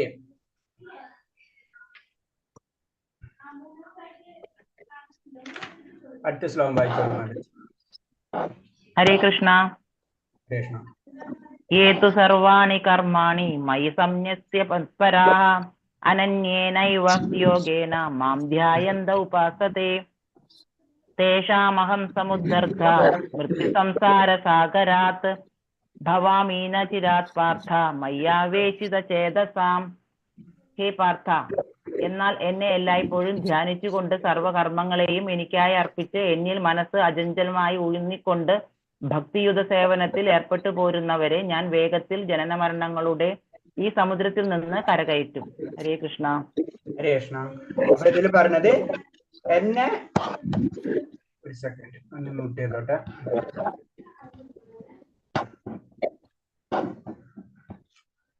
ഹേ പാർത്ഥ, എന്നാൽ എന്നെ എല്ലായ്പ്പോഴും ധ്യാനിച്ചുകൊണ്ട് സർവകർമ്മങ്ങളും എനിക്ക് അർപ്പിച്ച് എന്നിൽ മനസ്സ് അചഞ്ചലമായി ഊന്നിക്കൊണ്ട് ഭക്തിയുത സേവനത്തിൽ ഏർപ്പെട്ടുകൊണ്ട് പോരുന്നവരെ ഞാൻ വേഗത്തിൽ ജന്മ മരണങ്ങളുടെ സമുദ്രത്തിൽ നിന്ന് കരകയറ്റും. അപ്പൊ ജനന മരണ ചക്രമാണ് നമ്മൾ ഈ ലോകത്തിൽ നടന്നുകൊണ്ടിരിക്കുന്നത്. അതിൽ നിന്ന് ഞാൻ കരകയറ്റിയിരിക്കും എന്ന് ഭഗവാൻ പറഞ്ഞു. ആരെ പ്രാർത്ഥിക്കണം? എന്നെ ധ്യാനിച്ചുകൊണ്ട് സർവകർമ്മങ്ങളും എന്നിൽ അർപ്പിക്കുക. എന്നിൽ മനസ്സ് അചഞ്ചലമായി, അതിൽ മാറ്റങ്ങൾ വരാൻ പാടില്ല. നമ്മളെ കുഴപ്പമെന്ന് വെച്ച് കഴിഞ്ഞാൽ നമ്മളിപ്പോ കുറച്ച് വിടക്കിട്ട് വേറെ ചില നിരീശ്വരവാദികൾ എന്തെങ്കിലും കേട്ട് കഴിഞ്ഞാൽ വീണ്ടും നമ്മൾ അങ്ങോട്ട് തിരിയും. ഭൗതികവാദികൾ എത്തിപ്പോയി കഴിഞ്ഞാൽ അവിടേക്ക് തിരിയും. അങ്ങനെ മാറരുതെന്നാ പറയുന്നത്. നമ്മളെ മനസ്സ് ദൃഢനിശ്ചയത്തോടുകൂടി ഭഗവാന്റെ സങ്കല്പത്തെ നമ്മൾ അക്സെപ്റ്റ് ചെയ്ത് അതിനനുസരിച്ച് കാര്യങ്ങൾ ചെയ്തു പോയി കഴിഞ്ഞാൽ തീർച്ചയായിട്ടും നമുക്ക് ജനന മരണ ചക്രങ്ങളിൽ നിന്ന് ഭഗവാൻ സംരക്ഷിക്കുന്നു. ഈ ശ്ലോകത്തിൽ കൂടെ പറഞ്ഞു തരാം. ഭക്തിയുത സേവനം കൊണ്ട് മാത്രമേ ഭഗവാന്റെ മൂല്യം അറിയാൻ കഴിയുള്ളൂ. അല്ലാണ്ട് വേറൊരു മാർഗമില്ല. പെട്ടെന്ന് അത് അറിയാം. ഹിരണ്യകശിപിന്റെ കഥ അറിയാല്ലേ. ഹിരണ്യകശിപ് പറഞ്ഞതുകൊണ്ടല്ല ഭഗവാൻ പ്രത്യക്ഷപ്പെട്ടത്. പ്രഹ്ലാദന് വേണ്ടിയാണ്. അതിന് ഒരു ഭക്തന് മാത്രമേ ശരിക്കും ഭഗവാന്റെ മൂല്യം അറിയാൻ കഴിയും എന്ന് പറയുന്നത്. കൃഷ്ണനെ പ്രാപിക്കേണ്ടവൻ കൃഷ്ണനിൽ തന്നെ മനസ്സുറപ്പിക്കും. കൃഷ്ണന് വേണ്ടി മാത്രം പ്രവർത്തിക്കാൻ വേണം. നമ്മൾ അത് ഭക്തിയോഗമാണ് നമ്മൾ പഠിക്കണം. ബാക്കിയൊക്കെ വിട്ടു നമ്മൾ. അപ്പൊ ഭക്തിയോഗത്തിൽ നിൽക്കുമ്പോൾ നമ്മൾ എന്താണ്? കൃഷ്ണന് മനസ്സുറപ്പിക്കും, കൃഷ്ണന് വേണ്ടി മാത്രം പ്രവർത്തിക്കുകയും ചെയ്യുക. അതാണ് ഭക്തിയോഗം എന്ന് പറയുന്നത്. അത് നമ്മളെ സംബന്ധിച്ച് നമ്മളെ 99% ഗൃഹസ്ഥരായിരിക്കും. അപ്പൊ നമ്മൾക്ക് തന്നെ അല്ലാതെ പല കാര്യങ്ങളും നമുക്ക് കുറെ ആക്ടിവിറ്റീസ് ഉണ്ടാവും. അതിലൊരു ആക്ടിവിറ്റീസ് ആയിരിക്കും കാരണം നമ്മളിത്. അതെന്ന് പറഞ്ഞാൽ നമുക്കിത് പെട്ടെന്ന് ഭക്തിയോഗത്തിലേക്കൊക്കെ പെട്ടെന്ന് എടുത്ത് ചാടാൻ നമുക്ക് കഴിയില്ല. അതിന് നമ്മൾ ഗ്രാജുവലായിട്ട് നാമം ജപിച്ച് പതുക്കെ പടുത്ത ഭഗവാന്റെ കരുണ നേടിയെടുക്കാന്നാ പറയുന്നത്. അപ്പൊ അതിനുള്ള ബുദ്ധിവിശേഷം ഭഗവാൻ തരും. അങ്ങനെയാണ് നമ്മൾ ഉയരേണ്ടത്. അപ്പൊ അതിന് പറയാം. അപ്പൊ ശരിക്കും ഭക്തിയോഗം എന്ന് പറഞ്ഞതാണ്. കാരണം ഭഗവാനെ കൃഷ്ണനിൽ തന്നെ നമ്മൾ ഭഗവാനിൽ തന്നെ മനസ്സുറപ്പിച്ചിരിക്കണം. പിന്നെ ഹരേ കൃഷ്ണ മഹാമന്ത്ര ജപം ഭക്തനെ ഭഗവാനിലേക്ക് ആകർഷിക്കുന്നു. ആ മന്ത്രത്തിന്റെ ഒരു പവർ ഉണ്ട്. നമുക്കറിയാം എല്ലാ മന്ത്രങ്ങൾക്കും, നമ്മൾ വൈദികമായിട്ടുള്ള എല്ലാ മന്ത്രങ്ങൾക്കും അതിന്റെ പവർ ഉണ്ട്. നമുക്ക് എല്ലാ മന്ത്രങ്ങൾക്കും നമുക്ക് അങ്ങനെ വെറുതെ ഇരുന്ന് ഉപയോഗിക്കാൻ പറ്റില്ല അല്ലെ. ചില മന്ത്രങ്ങൾക്ക് ആയ പ്രൊണൗൺസിയേഷനും അതിന്റെ താളവും ഇതൊക്കെ പൊസിഷൻസും ഓരോ ടൈമിങ്ങും അതിന്റെ ശുദ്ധിയും ഇതൊക്കെ കാര്യങ്ങളുണ്ട്. അപ്പൊ അതിനനുസരിച്ചാണ് ഓരോ മന്ത്രങ്ങൾ നമ്മൾ ജപിക്കേണ്ടത്. പക്ഷെ ഹരേകൃഷ്ണ മഹാമന്ത്രത്തിന്റെ പറയുന്നത് വെച്ച് കഴിഞ്ഞാൽ കലിയുഗത്തിൽ തന്നെ സാധാരണക്കാർക്ക് ജപിക്കേണ്ട രീതിയിലുള്ള ഒരു മന്ത്രമാണ്. അതിന്റെ പവർ എന്ന് പറഞ്ഞാൽ എൻ്റർലി ഡിഫറെന്റ് ആണ്. അതിന് കലിയുഗത്തിന്റെ നാമം എന്ന് പറഞ്ഞത് ഹരേ കൃഷ്ണ മഹാമന്ത്രം എന്ന് പറഞ്ഞത്. അത് ജപിച്ചു കഴിഞ്ഞു കഴിഞ്ഞാൽ തീർച്ചയായിട്ടും നമുക്ക് മറ്റൊരു ജപിച്ചാൽ തെറ്റുണ്ടെന്നല്ല പറഞ്ഞത്. പക്ഷെ ഏറ്റവും കൂടുതൽ ബെറ്റർ ആയിട്ടുള്ള മെത്തേഡ് എന്ന് പറഞ്ഞത് ഹരേ കൃഷ്ണ മഹാമന്ത്ര ജപമാണ്. അത് ഭഗവാനിലേക്ക് നമ്മളെ ആകർഷിക്കും എന്നാണ് പറയുന്നത്. അടുത്ത ശ്ലോകം 8 വായിച്ചോളൂ. 8 വായിക്കുന്ന ആരാ വായിക്കുന്നത്? ഹരേ കൃഷ്ണ. ഹരേ കൃഷ്ണ. മയി ബുദ്ധിം നിവസിഷ്യസി മയ്യേവ അത ഊർധ്വം ന സംശയഃ. പരമദിവ്യോത്തമ പുരുഷനായ എന്നിൽ മനസ്സുറപ്പിച്ച് ബുദ്ധിയെ വ്യാപരിപ്പിക്കുക. അപ്രകാരം എപ്പോഴും എന്നിൽ തന്നെ വാഴും, സംശയമില്ല. ഹരേ കൃഷ്ണ. ഹരേ കൃഷ്ണ. അപ്പൊ അതിൽ പറഞ്ഞത് ആ ഭക്തിയുടെ കാര്യങ്ങളാണ് പറയുന്നത്. അപ്പൊ ഭക്തിയിൽ പറയുമ്പോള് ഭഗവാൻ പറയുന്നത് എന്നിൽ തന്നെ മനസ്സ്, നിന്റെ ബുദ്ധി ഉപയോഗിച്ചിട്ട് എന്നിൽ തന്നെ മനസ്സുറപ്പിക്കുക എന്നാ പറയാം. അപ്പൊ നിനക്ക് ബുദ്ധി തന്നിട്ടുണ്ടല്ലേ ഭഗവാൻ, ഓരോരുത്തർക്കും ഓരോ ബുദ്ധി തന്നു. നമുക്ക് ബുദ്ധി എന്തിനു തന്നിട്ടുള്ളത്? നമുക്ക് ബുദ്ധി എന്തിനാ? കാരണം എന്താ വെച്ചാൽ ബുദ്ധി എന്ന് പറഞ്ഞാൽ കാര്യങ്ങൾ മനസ്സിലാക്കി അതിനനുസരിച്ച് പ്രവർത്തിക്കാനുള്ള ഒരു കഴിവുണ്ട് അല്ലെ. അപ്പൊ നമുക്ക് അതിൽ എളുപ്പമുള്ള, നമ്മളൊരു വർക്ക് ചെയ്യാൻ പറയുമ്പോൾ നമുക്ക് നമ്മളെ ബുദ്ധി ഉപയോഗിച്ചിട്ടാണ് അത് ഏത് എളുപ്പമുള്ള രീതിയിൽ നമ്മൾ ചെയ്തു തീർക്കല്ലേ. അത് നമുക്ക് ബുദ്ധി ഉള്ളത് കാരണം കൊണ്ടാണ്. ബുദ്ധി ഇല്ലെങ്കിലോ നമ്മൾ ഏറ്റവും കൂടുതൽ കഠിനമായിട്ടുള്ള മാർഗങ്ങൾ നമ്മൾ സ്വീകരിക്കും അല്ലെ. ഇപ്പൊ അതാണ് നമ്മൾ മൃഗങ്ങളും നമ്മളിലുള്ള വ്യത്യാസം. അതാണ് നമ്മൾ ആ ബുദ്ധി ഉപയോഗിച്ചിട്ട് ഏറ്റവും എളുപ്പത്തിൽ ചെയ്യും. അത് തന്നെയാണ് ഭക്തിയോഗം. നമ്മൾക്ക് ബുദ്ധിയുള്ള കാരണം ഭക്തിയോഗത്തിൽ കൂടി നമ്മൾ ഭഗവാനിലേക്ക്, അതാണ് നിന്റെ എന്നിൽ മനസ്സുറപ്പിച്ച് ബുദ്ധിയെ വ്യാപരിപ്പിക്കുക എന്ന് പറഞ്ഞ ആ ബുദ്ധി എന്തിനു വേണ്ടിയിട്ടാണ്? എളുപ്പമായിട്ട് നമുക്ക് കാര്യങ്ങൾ എളുപ്പമായിട്ട് ചെയ്യാൻ. അതാണ് ഭക്തിയോഗം എന്ന് പറഞ്ഞത് തന്നെ ബുദ്ധിയോഗം തന്നെയാണ് പറയാം. ബുദ്ധിയോഗം എന്ന് പറഞ്ഞതും ഭക്തിയോഗം എന്ന് പറഞ്ഞത് ഒന്ന് തന്നെയാണെന്ന് പറയുന്നത്. അപ്പൊ ബുദ്ധിയോഗം ഭക്തിയോഗം ഒന്ന് തന്നെ. കാരണം ബുദ്ധിയുള്ള വ്യക്തികളാണ് ഭക്തിയോഗം സ്വീകരിക്കുക. അപ്പൊ കൃഷ്ണന്റെ ഭഗവാന്റെ സേവനത്തിൽ ഭക്തിപൂർവ്വം ഒഴുകിയിരിക്കുന്ന ഒരാൾക്ക് ഭഗവാനെ നേരിട്ടുള്ള ബന്ധമാണുള്ളത്. കാരണം എന്താ വെച്ച് കഴിഞ്ഞാൽ ഭഗവാന് കാരണം നമ്മുടെ മൂല്യ സ്വരൂപം എന്ന് പറഞ്ഞത് ഭഗവാന്റെ അംശമാണ് അല്ലെ. അപ്പൊ നമ്മൾക്ക് ആ മൂല്യ സ്വരൂപം ഒരു അമ്മയും മകൻ എന്നുള്ള രീതിയിലുള്ള കണക്ഷൻസ് ഉണ്ട് അല്ലെ. കാരണം രണ്ടുപേരും ഒന്നാവണ് ശരിക്കും ആ സമയത്ത് എത്തുമ്പോ. അതാണ് പറഞ്ഞത് ഭഗവാൻ നേരിട്ടുള്ള ബന്ധമാണെന്ന് പറഞ്ഞത്. കാരണം ഭഗവാന്റെ അംശമാണ് നമ്മൾ അല്ലെ. അതാണ് നമ്മളെ ഭക്തിയോഗ സേവനത്തിലേക്ക് പോകുമ്പോ കറക്റ്റ് അത് നമുക്ക് ഫീൽ ചെയ്ത് തുടങ്ങുന്നത് ശരിക്കും. ബാക്കിയുള്ള ഭൗതികത എല്ലാം നമ്മുടെ ബന്ധം ആത്മീയതയാണെന്നുള്ള ബന്ധം നമുക്ക് മനസ്സിലാക്കും. ഹരേ കൃഷ്ണ മന്ത്രം ഉച്ചരിക്കുമ്പോൾ ഭഗവാൻ കൃഷ്ണനും അദ്ദേഹത്തിന്റെ അന്തരംഗ ശക്തിയും ആ നാവിൽ മേൽ നൃത്തമാടുന്നു. അതാണ് ആത്മീയതയുടെ ഒരു കാര്യം പറയുന്നത്. കാരണം നമ്മൾക്ക് ഹരേ കൃഷ്ണ മന്ത്രം ഉച്ചരിക്കുമ്പോൾ നമുക്കറിയില്ല ആ മന്ത്രത്തിന്റെ ശക്തി എന്താണെന്ന്. ഇപ്പൊ നമ്മളെ ഒരു എക്സാമ്പിൾ പറഞ്ഞ ഒരു ഡോക്ടർ നമുക്കൊരു അസുഖം വന്നു, നമുക്ക് ഡോക്ടർ മരുന്ന് എഴുതി തരും, നമ്മൾ അത് കഴിക്കും അല്ലെ. അത് കഴിക്കുമ്പോഴാണ് ആ അസുഖം മാറുന്നത്. അതിന്റെ ടെക്നിക്കലായിട്ടോ സയന്റിഫിക് ആയിട്ടോ ഇതൊന്നും നമുക്കറിയില്ല, നമുക്ക് അറിയേണ്ട ആവശ്യമില്ല, നമ്മൾ ഡോക്ടറല്ല അല്ലെ. നമുക്ക് ആ മരുന്ന് കഴിക്കാം. അത് അറിയുന്ന പോലെ തന്നെയാണ് ആത്മീയതയിൽ ഇങ്ങനത്തെ കാര്യങ്ങൾ അറിയുന്ന വ്യക്തിയാണ് ആചാര്യന്മാര്. നമ്മള് പേഷ്യൻസാ, സിമ്പിൾ ചെന്ന മരുന്ന് കഴിക്കുക. അതേപോലെ തന്നെ മന്ത്രങ്ങളെ പറ്റി പറയുന്നത്, ആ മന്ത്രങ്ങൾ എങ്ങനെയാ ചെയ്യേണ്ടത്, ഏത് രീതിയിൽ ചെയ്യണം എന്ന് നമ്മൾ അറിയാം. ആ മന്ത്രം ഉപയോഗിക്കുക. അതിന്റെ റിസർച്ച് ചെയ്യുന്നവർക്ക് ചെയ്യാം. ഇപ്പൊ ഒരു ഡോക്ടർ ഒരു പ്രിസ്ക്രിപ്ഷൻ എഴുതി അതിനെപ്പറ്റി നമുക്ക് വേണമെങ്കിൽ ചെക്ക് ചെയ്യാൻ, ഗൂഗിളിൽ ചെക്ക് ചെയ്യാം, നമുക്ക് ഡോക്ടറെ അടുത്ത് ചോദിക്കാം. അങ്ങനെ കാര്യങ്ങൾ ചെയ്തതിന് ശേഷം ഞാൻ മരുന്ന് കഴിക്കാമെന്ന് നമുക്ക് ചിന്തിക്കാം. നമുക്ക് അതുപോലെ മരുന്ന് കഴിക്കാം, അതിന് കുഴപ്പമില്ല. അതാണ് ഞാൻ യോഗി എന്ന് പറഞ്ഞത്. അവർ അന്വേഷിച്ച് നടന്നിട്ട് ലാസ്റ്റ് അവർ കണ്ടുപിടിച്ച് ലാസ്റ്റ് ഡോക്ടർ എഴുതിയ മരുന്ന് തന്നെയാണ് നല്ലത്, ഞാൻ അങ്ങോട്ട് കഴിക്കും എന്ന് മനസ്സിലായി. ഒരു സാധാരണ ഒരു വ്യക്തിയാണെങ്കിൽ ഡോക്ടറിന് വിശ്വാസം ഉണ്ട്. കാരണം അത് MBBS കഴിഞ്ഞിട്ടുള്ള ഡോക്ടറിന്, അത് റെക്കഗ്നൈസ്ഡ് ഉള്ള ഡോക്ടർ ആ മരുന്ന് ഏത് കറക്റ്റാണ് ആ മരുന്ന് ഞാൻ കഴിക്കും. അപ്പൊ രണ്ടുപേരും ചെയ്യണം. കുറച്ച് പേർക്ക് സമയം പിടിക്കും, നമ്മൾ ആ മരുന്ന് കഴിക്കും. അപ്പൊ അത്ര മതിയിലേക്ക് ആ മന്ത്രത്തിന്റെ കാര്യം എവിടെ നിന്ന് നമ്മൾ ചിന്തിക്കേണ്ട, അത് ആചാര്യ പരമ്പരയിലും ഭഗവാനിൽ നിന്ന് വന്നിട്ടുള്ള മന്ത്രമാണ്. അതിനൊരു പവറും കാര്യങ്ങളുണ്ട്. അത് നമ്മൾ ആദ്യം മനസ്സിലാക്കണം. അടുത്ത ശ്ലോകം 9. ഹരേ കൃഷ്ണ. വായിക്കട്ടെ പ്രഭുജി. വായിച്ചു. അഥാ ചിത്തം സമാധാതും ന ശക്നോഷി മയി സ്ഥിരം അഭ്യാസയോഗേന തതോ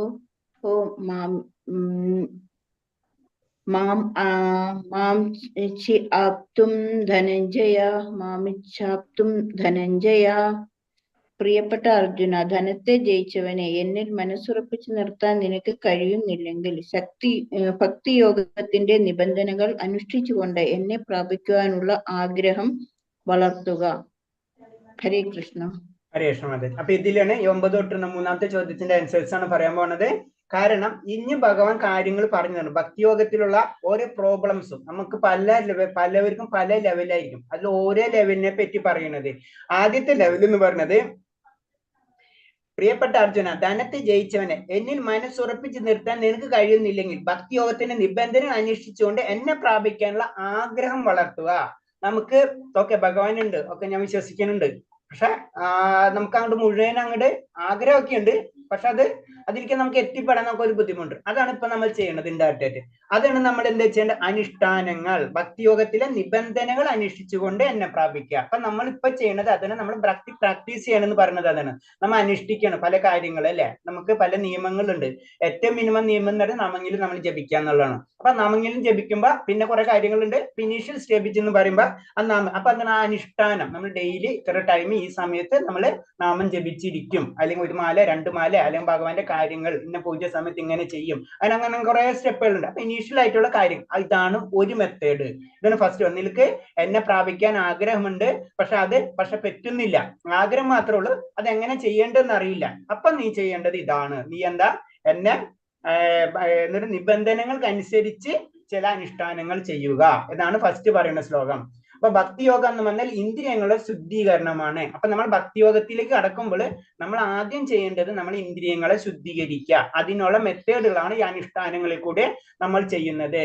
ഭക്തിയോഗത്തിൽ വിധിപൂർവമായി ചെയ്യാൻ നിയമനങ്ങളുണ്ട്. അതാണ് നമുക്ക് അനുഷ്ഠാനങ്ങൾ എന്ന് പറഞ്ഞാൽ. അത് ചില വിധിപൂർവം, അതായത് പല ആത്മീയമായിട്ടുള്ള ഗ്രന്ഥങ്ങൾ അല്ലെങ്കിൽ നമ്മളെ വൈദിക ഗ്രന്ഥങ്ങളിൽ അല്ലെങ്കിൽ വേദങ്ങളിൽ പറഞ്ഞിട്ടുണ്ട്, ഇന്ന രീതിയിൽ ചെയ്യണം. നമ്മൾ പറയല്ലോ ജിമ്മിന അല്ലെങ്കിൽ കരാട്ടയ്ക്ക് ഇതിന് പോകുമ്പോൾ ചില റൂൾസും കാര്യങ്ങളും ഉണ്ടാവും. എല്ലാ കോളേജിലും ഇതേപോലെ തന്നെ ഇതിനും റൂൾസ് ഉണ്ട്. ആ റൂൾസ് അനുസരിച്ച് നമ്മൾ പോകണം.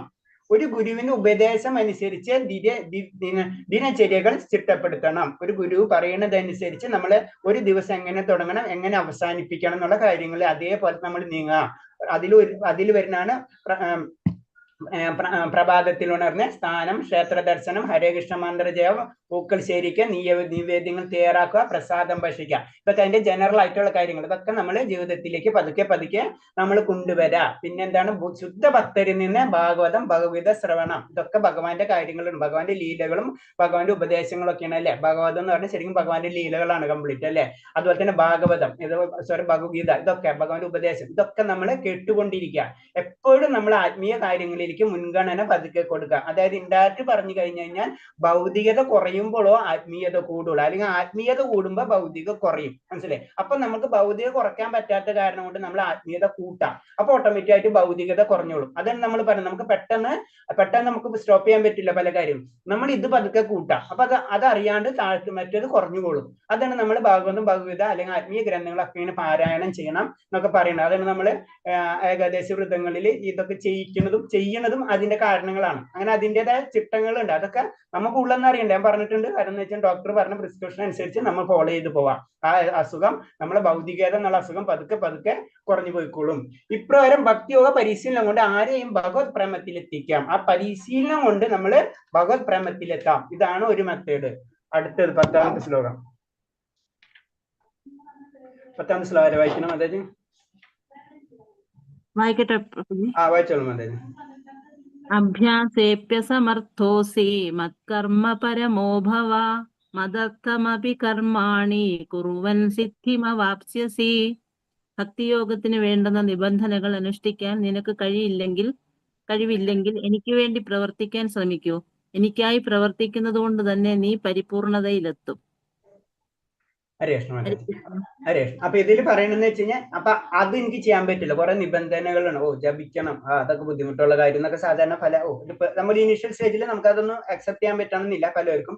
അപ്പൊ അങ്ങനെ വരുമ്പോ അടുത്ത ലെവൽ പറയണം ഭഗവാൻ പറയണെന്ന് വെച്ച് കഴിഞ്ഞാൽ എന്താ, കാരണം അങ്ങനെ ചെയ്യാൻ പറ്റില്ലെങ്കിൽ നീ എന്താണ്, നിനക്ക് ആയ കഴിവില്ല, അത് അനുഷ്ഠിക്കാനുള്ള ബുദ്ധിമുട്ട് ഫീൽ ചെയ്യുന്നുണ്ടെങ്കിൽ എനിക്കായി പ്രവർത്തിക്കുക എന്ന് പറഞ്ഞു. അപ്പൊ എനിക്കായി പ്രവർത്തിക്കുക എന്ന് പറയുമ്പോൾ എന്താണ്, ഇൻഡയറക്റ്റ് ആയിട്ട് ഭഗവാനായിട്ട് പ്രവർത്തിക്കുക. അപ്പൊ അതിൽ പറയണെന്ന് വെച്ച് കഴിഞ്ഞാല്, നമ്മള് പല ക്ഷേത്രങ്ങൾ നിർമ്മിതിക്ക് ആവശ്യം ഉണ്ടാവും. അതിന് പോലെ ഭക്ത സംഘടനകൾ ഉണ്ടാവും. അതാണ് ഏതൊരു പ്രയത്നത്തിനും ആവശ്യമായ ഭൂമി, മൂലധനം, സംഘടന, തൊഴിൽ എന്നിവ. ഒരു വ്യവസായം തുടങ്ങണമെങ്കിൽ അതിന് യോജിച്ച സ്ഥലവും പണവും, പ്രവൃത്തി ചെയ്യാൻ മനുഷ്യനും വികസിക്കാൻ സംഘടനകളും വേണം. ഭഗവത് സേവനത്തിനും ഇതെല്ലാം ആവശ്യമാണ്.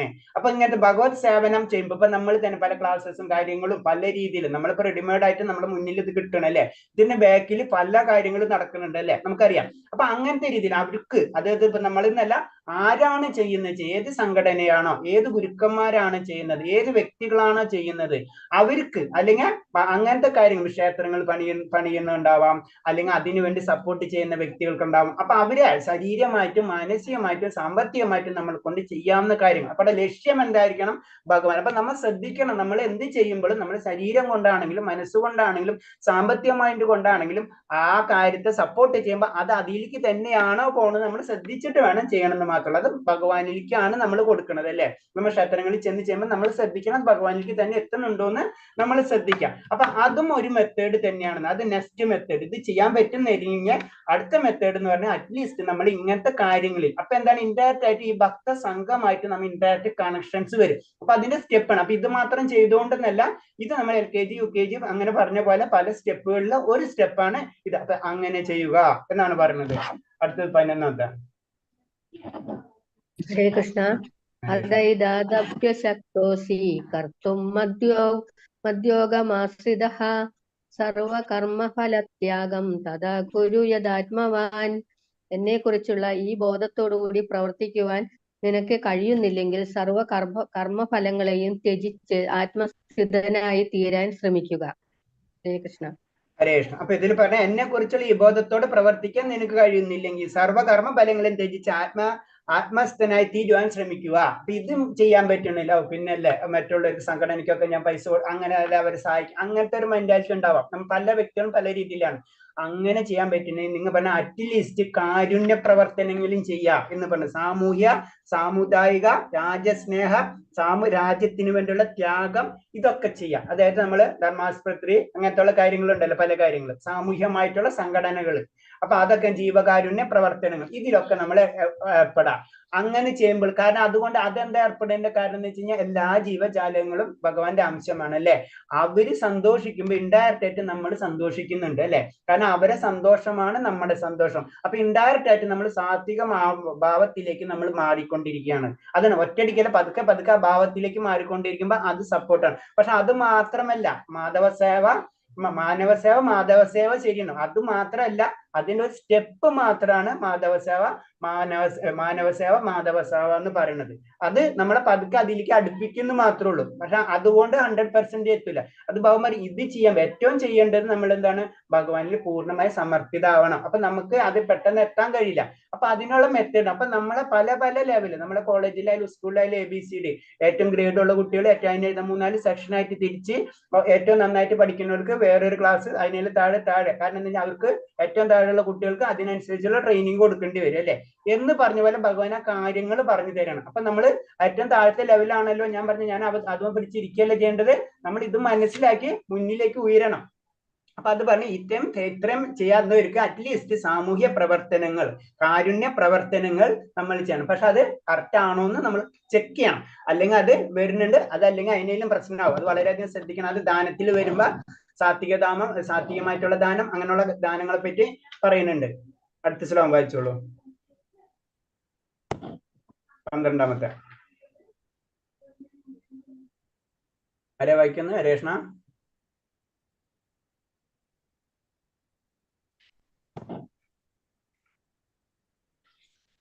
ആരും വായിക്കുന്നില്ലേ? ഹരേഷ്ണ 12 വായിക്കട്ടെ മാം.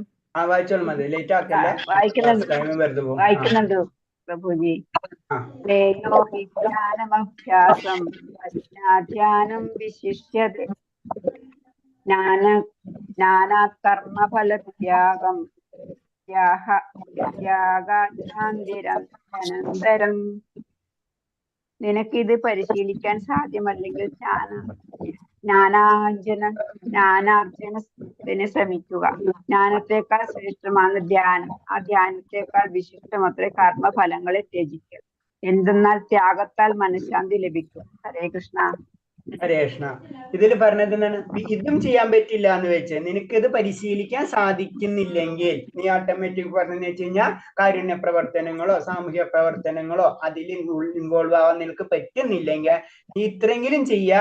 എന്താ ചെയ്യണം? ജ്ഞാനാർജനത്തിന് ശ്രമിക്കുക എന്ന് പറയും. ജ്ഞാനാർജനം എന്ന് പറയുമ്പോ ഭഗവാൻ എന്താണ്, ഭഗവാൻ ശക്തി എന്താണ് അതറിയാൻ നമുക്ക് ഒരു ആഗ്രഹം ഉണ്ടായിരിക്കണം അൾട്ടിമേറ്റ് ഭഗവാനിലേക്ക്. അപ്പൊ അതിനെപ്പറ്റി അറിയാനെങ്കിലും നീ ശ്രമിക്കുക. അതാണ് ജ്ഞാനാർജനത്തിന് ശ്രമിക്കുക. അപ്പൊ ഇപ്പൊ ജ്ഞാനത്തേക്കാൾ ശ്രേഷ്ഠമാണ് ദാനം. അതായത് ഇതിനേൽ ഏറ്റവും ബെറ്റർ ആണ് ഭഗവാനെ ധ്യാനിക്കാന്നുള്ളൂ. ആ ദാനത്തെക്കാളും വിശിഷ്ടം എത്ര കർമ്മങ്ങൾ ത്യജിക്കുക. കാരണം കർമ്മങ്ങൾ ത്യജിച്ചു കഴിഞ്ഞാൽ തന്നെ നമുക്ക് ഏത് കിട്ടും? ശാന്തി കിട്ടും. പിന്നെ അതേപോലെ തന്നെ ത്യാഗത്താൽ മനഃശാന്തി ലഭിക്കും. ത്യാഗത്താലാണ് നമുക്ക് മനഃശാന്തി ലഭിക്കുന്നത്. അപ്പൊ ഓരോ സ്റ്റെപ്പുകൾ ഭഗവാൻ പറയും. ഇങ്ങനെ ഇല്ലെങ്കിൽ ഇങ്ങനെ അങ്ങനെ 3-4 ശ്ലോകത്തിൽ കൂടി നമ്മുടെ ലെവല് ഭഗവാൻ പറഞ്ഞു തരാണ്. അപ്പൊ ഇതിൽ പറഞ്ഞ ജ്ഞാനത്തിൽ ശ്രമിക്കുക, അതേപോലെ തന്നെ പിന്നെ പറയണെന്ന് വെച്ച് കഴിഞ്ഞാല് അത് ഒന്ന് നമ്മൾ എന്തൊരു കാര്യങ്ങൾ ചെയ്യുമ്പോഴും അതിൽ നിന്നും ഫലം പ്രതീക്ഷിക്കാതെ കാര്യങ്ങൾ നമ്മൾ ചെയ്യുക. അങ്ങനെ വരുമ്പോഴും നമ്മൾ പതുക്കെ നമ്മൾ എന്തൊരു കാര്യം ചെയ്യുമ്പോൾ അതിൽ നിന്നൊരു ഫലം പ്രതീക്ഷിക്കാതെ ചെയ്യുമ്പോഴും ഇൻഡയറക്റ്റ് ആയിട്ട് നമ്മൾ എന്താ അത് ഭഗവാനിലേക്ക് നമ്മൾ അടുക്കണം അല്ലെ, ഭഗവാന് സമർപ്പിക്കണം. നമ്മൾ ഫലം പ്രതീക്ഷിക്കാനില്ല എന്നർത്ഥം. നമ്മൾ ആ ഫലം നമ്മൾ ഭഗവാന് അർപ്പിക്കുകയാണ് ചെയ്യുന്നത്. അടുത്ത ശ്ലോകം വായിച്ചോളൂ. ഹരേ കൃഷ്ണ പ്രഭുജി. ചെല്ലട്ടോ, ചെല്ലിക്കോട്ടോ. ഹരേ അദ്വേഷ്ട സർവഭൂതാനാം മൈത്ര കരുണ ഏവച നിർമ്മമോ നിരഹങ്കാരഃ സമദുഃഖ സുഖക്ഷമീ സന്തുഷ്ടഃ സന്തതം യോഗി യഥാത്മാ ദൃഢ നിശ്ചയഃ മയർപ്പിത മനോഭക്തിർ മേ ഭക്ത സപ്രേം മേ പ്രിയഃ. ഓക്കെ. മത്സരം കൂടാതെ സർവ്വജീവ സത്തുകൾക്കും സുഹൃത്തിനായി ഒന്നിലും അവകാശബോധവും മിഥ്യാഹങ്കാരവും ഇല്ലാതെ സുഖദുഃഖങ്ങളിൽ സമനില കൈക്കൊണ്ട് ക്ഷമാശീലിയും സദാ സംതൃപ്തനായും നിയന്ത്രതാവുമായി മനസ്സിനെ ബുദ്ധിയിൽ എന്നിൽ ഉറപ്പിച്ച് ദൃഢനിശ്ചയത്തോടെ ഭക്തിയുടെ സേവനം അനുഷ്ഠിക്കുന്ന എന്നെ ഭക്തൻ എനിക്ക് ഏറ്റവും പ്രിയങ്കരനാണ്. അപ്പൊ ഭഗവാൻ എപ്പോഴും പറയുന്നത് എന്റെ ഭക്തൻ, മനസ്സിലായ? അതൊരു അറ്റാച്ച്മെന്റ് ഭഗവാനുണ്ട്. എന്റെ ഭക്തൻ, അതിന് എന്റെ ഭക്തൻ എനിക്ക് ഏറ്റവും പ്രിയപ്പെട്ടവനാണ്. പക്ഷെ ആ ഭക്തന്റെ ക്വാളിറ്റി അതിനെ മുന്നേ പറഞ്ഞിട്ടുണ്ട്. സർവ്വജീവസത്തുകളും സുഹൃത്തായിരിക്കണം, ഒന്നിലും അവകാശബോധം ഉണ്ടാവരുത്, മിഥ്യാഹങ്കാരം ഇല്ലാതെ ഇരിക്കുക, സുഖദുഃഖങ്ങളിൽ സമനില കൈകൊണ്ട, ക്ഷമാശീലം സദാ സംതൃപ്തനായിരിക്കുക, ക്ഷമാശീലം ഉണ്ടായിരിക്കുക, സദാ സംതൃപ്തനായിരിക്കുക. ഇങ്ങനൊക്കെ പല കണ്ടീഷൻസും പറയുന്നുണ്ട്. കാരണം ഒരു ഭക്തനാവുമ്പോ ഓട്ടോമാറ്റിക് ആയിട്ട് അത് കഴിഞ്ഞിരിക്കും. നമുക്കറിയാം, ഇപ്പൊ ഒരു 5th 4th ക്ലാസ്സിലാവുമ്പോഴേക്കും ABCD പഠിച്ചിട്ടുണ്ടാവും അല്ലെ. അപ്പൊ അത് പ്രത്യേകിച്ച് പറയേണ്ട ആവശ്യമില്ല. പക്ഷെ അതൊന്നും കൂടെ ഡിഫൈൻ ചെയ്ത് പറഞ്ഞിരിക്കണാണ് ഇത്. അപ്പൊ എന്റെ ഭക്തൻ എന്ന് പറയുമ്പോ ഇതൊക്കെ ഉണ്ടായിരിക്കും എന്ന് പറയാം. അല്ലെങ്കിൽ നമ്മളെ സംബന്ധിച്ച് നമുക്ക് മനസ്സിലാക്കണമെങ്കിൽ ഇതൊക്കെ ഉണ്ടായാലോ നമ്മളൊരു പ്യുവർ ഡിവോട്ടി ആയിട്ട് മാറുകയുള്ളൂ. ഭക്തന് ഏതെങ്കിലും ദുഃഖമോ കുഴപ്പമോ നേരിടുമ്പോൾ ഭഗവാൻ തന്നോട് കരുണ കാണിച്ചെന്നാണ് അയാൾ കരുതുന്നത്. ഒരു ഭക്തന്റെ കാര്യം ഭക്തിയോഗമാണ് പറഞ്ഞപ്പോ ഭക്തൻ എപ്പോഴും അതും കരുണയാണെന്നാണ് ചിന്തിക്കാന്ന് പറയുന്നത്. കാരണം എന്താണ്? കാരണം അതിനേലും എന്തോ പ്രശ്നങ്ങൾ ഞാൻ ചെയ്തു വെച്ചിട്ടുള്ളത്, ആ കരുണ കാരണം കൊണ്ടാണ് എനിക്കത് കിട്ടിയെന്ന് പറയുള്ളൂ. മനസ്സിലായി? നമ്മൾ സാധാരണ ഇതിൽ നാട്ടുഭാഷയിൽ പറയല്ലേ, എന്തോ വരാനിരിക്കും അത് ചെറുതായിട്ട് പോയി എന്ന് പറയുന്നത് പോലെ ആ കൺസെപ്റ്റ് അതിൽ നിന്നാണ് വന്നിട്ടുള്ളത്. അത് ഭഗവാൻ നമ്മൾ അതിനേലും വലിയ കാര്യങ്ങളാണ് നമ്മൾ നമുക്ക് കിട്ടേണ്ടത്. പക്ഷെ ഭഗവാന്റെ കാര്യം കൊണ്ട് അത് കുറവ് കിട്ടിയുള്ളൂ എന്ന്. അങ്ങനെ ആയിരിക്കണം ഒരു ഭക്തന്റെ മൈൻഡ്. ക്ഷമാശീലയെ ഭക്തൻ ഭഗവത് കാരുണ്യത്തിൽ എന്ത് കൈവരുന്നുവോ അതുകൊണ്ട് സംതൃപ്തനാണ്. ഒരു ഭക്തനെ സംബന്ധിച്ച് എന്ത് കിട്ടിയാലും അത് സന്തോഷമാണ്. അതാണ് വലിയ വലിയ ആചാര്യന്മാരെ അവർ കുടിലായാലും കൊട്ടാരത്തിലാണെങ്കിലും അവർക്ക് എല്ലാതും ഒരേപോലെ ആയിരിക്കും. അവരെ എല്ലാ കാര്യങ്ങളും കുടില് കടന്നാലും കൊട്ടാരത്തിൽ വേണമെങ്കിലും അവർ അതിൽ സംതൃപ്തിയാണ്. അവർക്ക് അത് ഫീൽ ചെയ്യൂല. ഇപ്പൊ നമ്മളെ പോലെയല്ല, നമ്മൾ കുടിയിൽ പോയി കഴിഞ്ഞാൽ നമുക്ക് ഫീൽ ചെയ്യും, കോട്ടാരത്തിൽ പോയി കഴിഞ്ഞാൽ അതും ഫീൽ ചെയ്യും അല്ലെ. അവരെ സംബന്ധിച്ച് അതാണ് ഒരു ഭക്തൻ. ആത്മീയ ഗുരുവിന്റെ നിന്ന് ലഭിച്ച ഉപദേശങ്ങൾ ഉറച്ചു നിൽക്കുന്നതുകൊണ്ട് അയാൾ തികഞ്ഞൊരു യോഗിയുമായിരിക്കും. കാരണം യോഗി എന്ന് പറയുമ്പോൾ യോഗം എന്ന് പറഞ്ഞാൽ ഭഗവാനായിട്ട് കണക്ഷൻ ആയിരിക്കും അല്ലെ. യോഗം, ഭക്തി യോഗം, കർമ്മയോഗം, ജ്ഞാനയോഗം. യോഗം എന്ന് പറഞ്ഞു കഴിഞ്ഞാൽ ഭഗവാനായിട്ട് കണക്ഷൻ ആയി കഴിഞ്ഞു. യോഗം എന്ന് പറഞ്ഞു കഴിഞ്ഞാൽ എന്താണ്? യോഗം കൂടിച്ചേരാ അല്ലെ, ഭഗവാനായിട്ട് കൂടിച്ചേരുന്ന ആ സമയത്ത്. അപ്പൊ അതിന് എന്താ വേണ്ടത്? ആത്മീയ ഗുരു. ആത്മീയ ഗുരു എന്ന് പറയുമ്പോൾ എന്താണ്?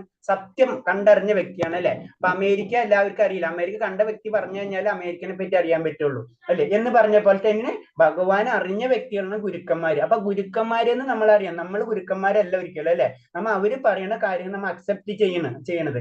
അതാണ് ചെയ്യേണ്ടത്. ഞാൻ ഒരു ഡോക്ടറെ കാര്യം പറഞ്ഞ പോലെ തന്നെ അല്ലെ. കാരണം ഡോക്ടർ തരുന്ന മരുന്ന് അവർക്ക് ആ മെഡിസിന്റെ കാര്യങ്ങളെല്ലാം അറിയാം. നമ്മൾ അവിടെ ചെന്നിട്ട് നമ്മൾ അത് ശരിയല്ല എന്ന് പറയാൻ പറ്റില്ല അല്ലെ. കാരണം അവർ അംഗീകൃത ഇൻസ്റ്റിറ്റ്യൂട്ടിൽ നിന്ന് കറക്റ്റായിട്ട് പഠിച്ച് പാസ്സായ കാര്യങ്ങൾ അറിയുന്ന ആൾക്കാരാണ്. അപ്പൊ അത് ശരിയല്ല ഇത് ശരി നമുക്ക് റിസർച്ച് ചെയ്ത് ലാസ്റ്റ് ആ മെഡിസിനിൽ തന്നെ നമ്മൾ എത്തും. ആണ് ഞാൻ പറഞ്ഞത്, ഞാൻ യോഗത്തിലേക്ക് നമ്മൾ എത്തും. അതുകൊണ്ട് കാര്യമില്ല, നമ്മളെ ടൈം ഒക്കെ വെറുതെ വേസ്റ്റ് ആയി പോവാ. അടുത്ത ശ്ലോകം 15-ാമത്തെ. ഹരേ കൃഷ്ണ. യസ്മാനോദ്വിജതേ ലോകോ ലോകാനോദ്വിജതേ ചയഃ ഹർഷാമർഷഭയോദ്വേഗൈർമുക്തോ യസ്സ മേ പ്രിയഃ. ആരാലാണോ ആർക്കും ബുദ്ധിമുട്ടുകളൊന്നും ഇല്ലാത്തത്, ആരാണോ ഏതൊരുവനാലും അസ്വസ്ഥരായി തീരാത്തത്, സുഖദുഃഖങ്ങളിലും ഭയോത്കണ്ഠങ്ങളിലും സമചിത്തനായിരിക്കുന്നവരാരാണോ അങ്ങനെയുള്ള എന്റെ ഭക്തൻ എനിക്ക് വളരെ പ്രിയപ്പെട്ടവനാണ്. ഹരേ കൃഷ്ണ. ഹരേ കൃഷ്ണ. അപ്പൊ ഇതിലും ഭഗവാൻ പറയുന്നത് എന്താണ്? ഇതില് കൂടുതൽ കാര്യം ആ ഭക്തന്റെ ക്വാളിറ്റീസ് പറഞ്ഞുകൊണ്ടിരിക്കുകയാണ് അല്ലെ. ആരാലാണോ ആർക്കും ബുദ്ധിമുട്ടുകളില്ലാതെ, നമ്മളെ കൊണ്ട് മറ്റുള്ളവർക്ക് ബുദ്ധിമുട്ടില്ലാതിരിക്കുക. ആരാണോ ഏതൊരുവനെ അസ്വസ്ഥനായി തീരാത്തത്, നമ്മളെ കൊണ്ട് മറ്റുള്ളവർ അസ്വസ്ഥനാവാതിരിക്കുക. സുഖ ദുഃഖത്തിലും ഭയാഖണ്ഡങ്ങളിലും സമചിത്തനായിരിക്കും. സുഖം ഉണ്ടായാലും ദുഃഖം ഉണ്ടായാലും നമുക്കത് അതിൽ ഫീൽ ചെയ്യാതിരിക്കുക, രണ്ടും ഒരേപോലെ കാണാം. അങ്ങനെയുള്ള എന്റെ ഭക്തൻ എനിക്ക് ഏറ്റവും പ്രിയപ്പെട്ടനാണ് എന്നുള്ളത്. അപ്പൊ ഭക്തന്റെ ക്വാളിറ്റിയാണ് പറയുന്നത്. അത്തരം ലെവലിലേക്കാണ് നമ്മൾ ഉയരേണ്ടത്. അപ്പോഴാണ് നമ്മൾ ഉദ്ദേശിച്ച പരമാനന്ദവും അതുപോലെ ഭഗവാന്റെ ആത്മീയ ലോകം എന്ന് പറയുന്നത്. ഭഗവാന്റെ ആത്മീയ ലോകത്തിൽ വൈകുണ്ഠം എന്ന് പറഞ്ഞാൽ എന്താണ്? അതായത് അവിടെ ദുഃഖമില്ലാത്ത ലോകമാണ് അല്ലെ. ആ ദുഃഖമില്ലാത്ത ലോകം എന്ന് പറഞ്ഞു കഴിഞ്ഞാൽ ഭൗതിക ലോകം അല്ല. അതാണ് വ്യത്യാസം. അവിടെ ദുഃഖമില്ല എന്ന് പറഞ്ഞാൽ അവിടെ ആനന്ദമായി. ആനന്ദം എന്ന് പറഞ്ഞത് എന്താ സംഭവിക്കണം? ഭൗതിക ലോകത്ത് കണക്ഷൻ എന്ന് വിട്ടോ നമുക്ക് ഇതെല്ലാം കിട്ടിക്കഴിഞ്ഞു അവിടെ. അപ്പൊ ആ സമയത്ത് നമുക്ക് ശരീരം വിടണമെന്നില്ല നമ്മൾ. അതാണ് അതിന്റെ ഏറ്റവും ഇമ്പോർട്ടൻസ്. വലിയ വലിയ ആചാര്യന്മാര് ശരീരം വിട്ടിട്ടുണ്ടാവില്ല.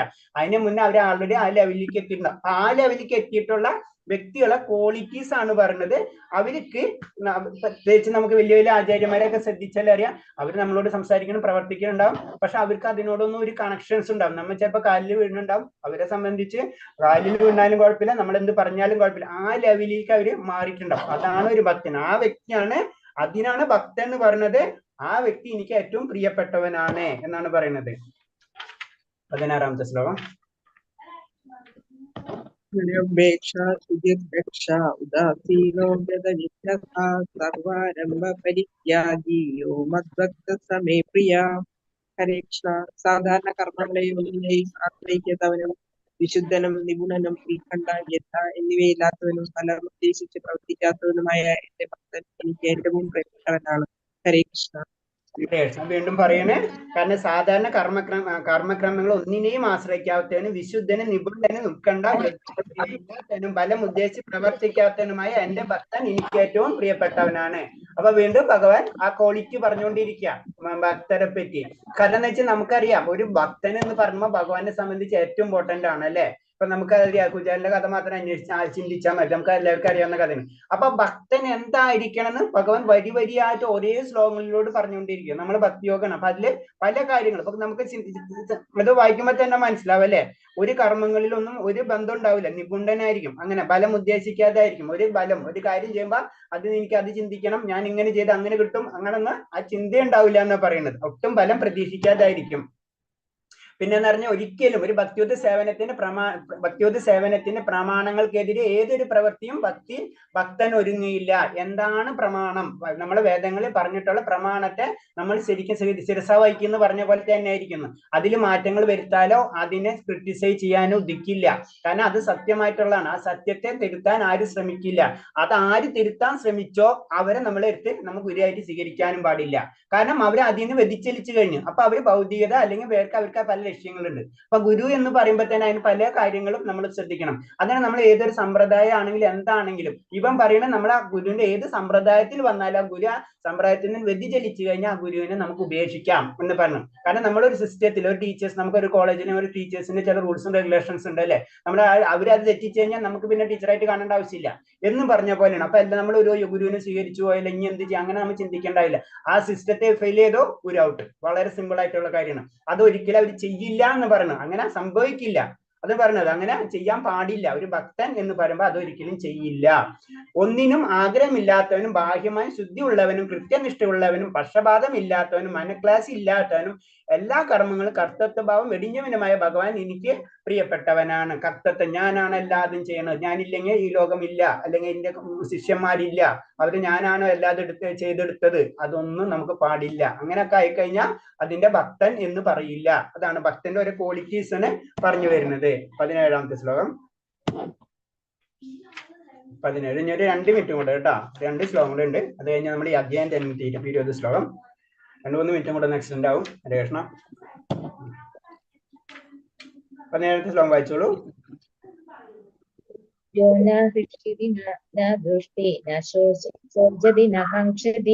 ശുഭാശുഭ പരിത്യാഗി ഭക്തിമാന്യ സമേ പ്രിയഃ. സന്തോഷിക്കുകയോ ദുഃഖിക്കുകയോ ആഗ്രഹിക്കുകയോ ചെയ്യാത്തവനും ശുഭങ്ങളെയും അശുഭങ്ങളെയും ത്യജിച്ചവനുമായ ഭക്തൻ എനിക്ക് അത്യന്തം പ്രിയനാണ്. ഹരേ കൃഷ്ണ. കൃഷ്ണ വീണ്ടും ഭക്തന്റെ ക്വാളിറ്റീസ് തന്നെയാണ്. സന്തോഷിക്കുകയോ ദേഷിക്കുകയോ ദുഃഖിക്കുകയോ ആഗ്രഹിക്കുകയോ ചെയ്യാത്തവന് ശുഭങ്ങളിലും അശുഭങ്ങളിലും ത്യജിച്ചവനുമായ ഭക്തൻ എനിക്ക് അത്യന്തം പ്രിയപ്പെട്ടനാണ്. ഭക്തന്റെ ഇങ്ങനെ ക്വാളിറ്റീസ് പല പല ശ്ലോകങ്ങളിൽ കൂടെ പറഞ്ഞു തരാണ്. ഒരു വിശുദ്ധ ഭക്തന് ഭൗതിക ലാഭനഷ്ടങ്ങളിൽ സന്തോഷം തോന്നാറില്ല. കാരണം എന്ന് വെച്ച് കഴിഞ്ഞാൽ നമുക്ക് സന്തോഷം എന്താണ് ഭൗതികമായിട്ടുള്ള കാര്യങ്ങൾക്ക് നമുക്ക് സന്തോഷം തോന്നാത്തതെന്ന് വെച്ച് കഴിഞ്ഞാല് കാരണം നമുക്ക് ഭൗതികമായിട്ട് കണക്ഷൻ ഇല്ല. അതാണ് ഒരു ഭക്തനെ സംബന്ധിച്ച് ഭൗതികമായിട്ട് കണക്ഷൻ കട്ട് ഓഫ് ആയി കഴിഞ്ഞു. അപ്പൊ അവിടെ സന്തോഷം സന്താപം ആ വ്യക്തിനെ സംബന്ധിച്ച് ബാധിക്കില്ല. കാരണം ഞാൻ ആത്മാവ് മാത്രമാണ്. ശരീരം എന്ന് പറഞ്ഞാണ് ഭൗതിക ലോകം. ശരീരത്തിനെ സംബന്ധിക്കുന്നത് എന്നെ സംബന്ധിക്കുന്ന കാര്യമല്ല എന്നൊരു തിരിച്ചറിവ് വരികയും ആ ലെവലിലേക്ക് ഉയരുകയും ചെയ്തിട്ടുണ്ടെങ്കിൽ നമുക്ക് പറയാം അതാണ് ഭക്തൻ. അതാണ് പറഞ്ഞ ഭൗതികമായിട്ടുള്ള ലാഭനഷ്ടങ്ങൾ സന്തോഷമോ സന്തോഷമോ ഒന്നും തോന്നാറില്ല. ശരിക്കും ഒന്നും കൂടെ ചിന്തിച്ച് പറഞ്ഞു കഴിഞ്ഞാല് പറയുകയാണെന്ന് വെച്ചാൽ നമ്മളെ ഭൗതിക ലോകം അല്ലെ നമ്മുടെ ശരീരം എന്ന് പറഞ്ഞ പഞ്ചഭൂത നിർമ്മിതമാണ് അല്ലെ. സ്ഥൂല ശരീരമാണ്. പഞ്ചഭൂതം എന്ന് പറയുമ്പോൾ തന്നെ അത് പ്രകൃതി സൃഷ്ടിയാണ് അല്ലെ, നമ്മുടേതല്ല. നമ്മളെ പിന്നെ സൂക്ഷ്മ ശരീരം അതും നമ്മുടേതല്ല. മനസ്സ് ബുദ്ധി മിഥ്യാഹങ്കാരം അത് പിന്നെ നമ്മൾ ഉള്ളിലുള്ളത് ആത്മാവും. ഈ ആത്മാവും ഭഗവാന്റെ തന്നെ. അപ്പൊ നമ്മുടേതായിട്ട് എന്തുണ്ട്? നമ്മുടേതായിട്ട് ഒന്നുമില്ല. അതാണ് പറഞ്ഞത് നമ്മ ഭഗവാന്റെ നിത്യദാസൻ എന്ന് പറഞ്ഞത്. ഭഗവാന്റെ അംശം മാത്രമേ ഉള്ളൂ. പിന്നെ നമ്മൾ വേറെ ഒന്നും നമുക്കില്ല. ആ ഈ സത്യം എന്ന് തിരിച്ചറിഞ്ഞ വ്യക്തിക്ക് ആ വ്യക്തിനാണ് ഭക്തൻ എന്ന് പറയുന്നത്. ആ ഭക്തന് ലാഭവും നഷ്ടവും സന്തോഷവും ഒന്നും ഭൗതിക ലോകത്തിൽ കാണില്ല. സന്തോഷം ദുഃഖം ആഗ്രഹങ്ങൾ എന്നിവയ്ക്ക് അതീതനായ ഭക്തൻ ഭഗവാന് പ്രിയപ്പെട്ടവനാകുന്നു. അതിന്റെ അപ്പുറത്തായി മാറിയിട്ടുണ്ടാവും. ആ വ്യക്തിയാണ് ഭക്തൻ എന്ന് പറയുന്നത്. അതാണ് നമ്മൾ പറയുന്നത്. നമുക്ക് എല്ലാവർക്കും ഭക്തിയൊക്കെ ഉണ്ട്. പക്ഷെ നമ്മൾ എന്താണ് ഭക്തിയുടെ പല ലെവലിൽ നിന്ന് മാത്രമേ ഉള്ളൂ.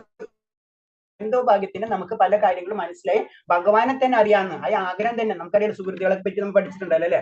ആ ലെവലിലേക്ക് അറ്റ്ലീസ്റ്റ് നമുക്ക് ഒരു ഭാഗ്യം കിട്ടിയിട്ടുണ്ട്. അപ്പൊ നമ്മളത് മാക്സിമം കൊണ്ടുപോകാം. ഈ ജന്മത്തിലെ എത്ര ജന്മം എടുക്കണം എന്നറിയില്ല, എന്നാലും നമ്മളത് കൊണ്ടുപോകണം. 18ഉം 19ഉം വായിച്ചോളൂ മാതാജി. ഹരേ കൃഷ്ണ. സമശത്രൗ ച മിത്രേ ച തഥാ മാനാപമാനയോഃ ശീതോഷ്ണ സുഖ ദുഃഖേഷു സമസംഗ വിവർജിതഃ തുല്യനിന്ദാസ്തുതിർമൗനി സന്തുഷ്ടോ യേന കേനചിത് അനികേത സ്ഥിരമതിർ ഭക്തിമാൻ മേ പ്രിയോ നരഃ. ഹരേ കൃഷ്ണ. ശത്രുക്കളിലും മിത്രങ്ങളിലും സമഭാവനയോടെ മാനാപമാനങ്ങൾ, ശീതോഷ്ണങ്ങൾ, സുഖദുഃഖങ്ങൾ, ആദരവും അനാദരവും, യശസ്, ദുഷ്കീർത്തി എന്നീ ദ്വന്ദ്ങ്ങളെ ഒരേ വിധം കൈക്കൊണ്ട് അസംഗത്തിൽ നിന്ന് എല്ലായ്പ്പോഴും മുക്തനും മൗനിയും ജ്ഞാനത്തിന് ഉറച്ചവനും സദാ സംതൃപ്തനുമായി ഗാർഹിക ബോധം ഉപേക്ഷിച്ച് ഭക്തിയുത സേവനത്തിൽ ഏർപ്പെട്ടിരിക്കുന്ന ഭക്തൻ എനിക്ക് എത്രയും പ്രിയപ്പെട്ടവനാണ്. ഹരേ കൃഷ്ണ. ഹരേ കൃഷ്ണ മാതാജി. അപ്പൊ ഇതും ആ ശ്ലോകം തന്നെയാണ്, കണ്ടിന്യൂഷൻ ആണ്. കാരണം ആ ക്വാളിറ്റിയാ പറയുന്നത്. ശത്രുക്കളും മിത്രങ്ങളെയും സമഭാവന നമുക്ക് ചിന്തിക്കാൻ പറ്റില്ല. നമ്മുടെ ശത്രുക്കളെയും മിത്രങ്ങളൊക്കെ ഒരേപോലെ ഇല്ല അല്ലെ. അതിന് പറഞ്ഞ നമ്മുടെ ലെവലിനാണ്. ശത്രുക്കളെയും മിത്രങ്ങളെയും സമഭാവനയോടെ മാനഅപമാനങ്ങൾ, ശീതോഷ്മങ്ങൾ, സുഖദുഃഖങ്ങൾ, ആദരവും അനാദരവും, യശസ് ദുഷ്കൃതി. യശസ്സും ദുഷ്കൃതി നേരെ ഓപ്പോസിറ്റുകൾ പറയുന്നത്. ഓക്കെ ഭഗവാൻ ശത്രുക്കളും മിത്രങ്ങളും മാനം അപമാനങ്ങളും ശീതോഷ്മങ്ങൾ സുഖദുഃഖങ്ങൾ ഒക്കെ ഓപ്പോസിറ്റ് ആണ്. ആദരവും അനാദരവും യശസ്സും ദുഷ്കൃതിയും എന്നീ ദ്വന്ദ്ങ്ങളിൽ ഒരേ വിധം കൈക്കൊള്ളുന്ന ആ വ്യക്തിയാണ്. ആ വ്യക്തി എല്ലായ്പ്പോഴും മുക്തനും മൗനിയും ജ്ഞാനത്തിൽ ഉറച്ചവനും സദാ സംതൃപ്തനുമായിരിക്കും.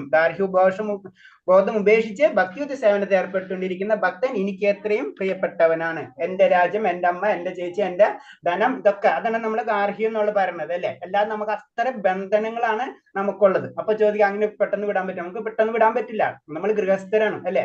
സന്യാസികൾക്ക് തന്നെ വിടാൻ പറ്റുന്നില്ല. പിന്നെ നമ്മളെ കാര്യം നമുക്ക് ചിന്തിക്കാൻ പറ്റും. അതാണ് പറഞ്ഞത് നമ്മളെ മുക്തി എന്ന് പറഞ്ഞത്. പ്രത്യേകിച്ച് പറഞ്ഞത് ഗൃഹസ്ഥർക്ക് പോലും ലഭിക്കും എന്നാണ് പറഞ്ഞത്. അപ്പൊ ഗൃഹസ്ഥർക്ക് പോലും എന്ന് പറയുമ്പോ അവിടെ ഒരു ക്ലോസ് വന്ന് കുറച്ച് നമുക്ക് ബുദ്ധിമുട്ടാണ്. നമ്മള് പല കാര്യങ്ങളും ഇൻവോൾവ് ആയി കഴിഞ്ഞാൽ അത്ര ബന്ധനങ്ങള് നമുക്ക് ചുറ്റുപാടും ഉണ്ട്. ആ ബന്ധനത്തില് വളരെ ബുദ്ധിമുട്ടാണ്. പെട്ടെന്ന് നമുക്ക് കടക്കാൻ പറ്റില്ല ആ ബന്ധനത്തിൽ നിന്ന്. അപ്പൊ നമ്മൾ പതുക്കെങ്കിലും നമ്മളൊരു മാർഗം കിട്ടി ആ മാർഗത്തിൽ കൂടെ ആയിരിക്കണം നമ്മൾ കടക്കേണ്ടത് ആണ്. പിന്നെ കൃഷ്ണഭക്തരുടെ ഭക്തിയുത സേവനത്തിൽ ഏർപ്പെട്ടിരിക്കുന്ന വിശിഷ്ട ഗുണങ്ങൾ വളർത്താൻ സ്വഭാവമേ സഹായിക്കും. അപ്പോഴാണെന്ന് പറഞ്ഞത് നമ്മൾ എങ്ങനെ ഇതൊക്കെ ചെയ്യണം. അതാണ് സാധന ഭക്തി എന്ന് പറയുന്നത്.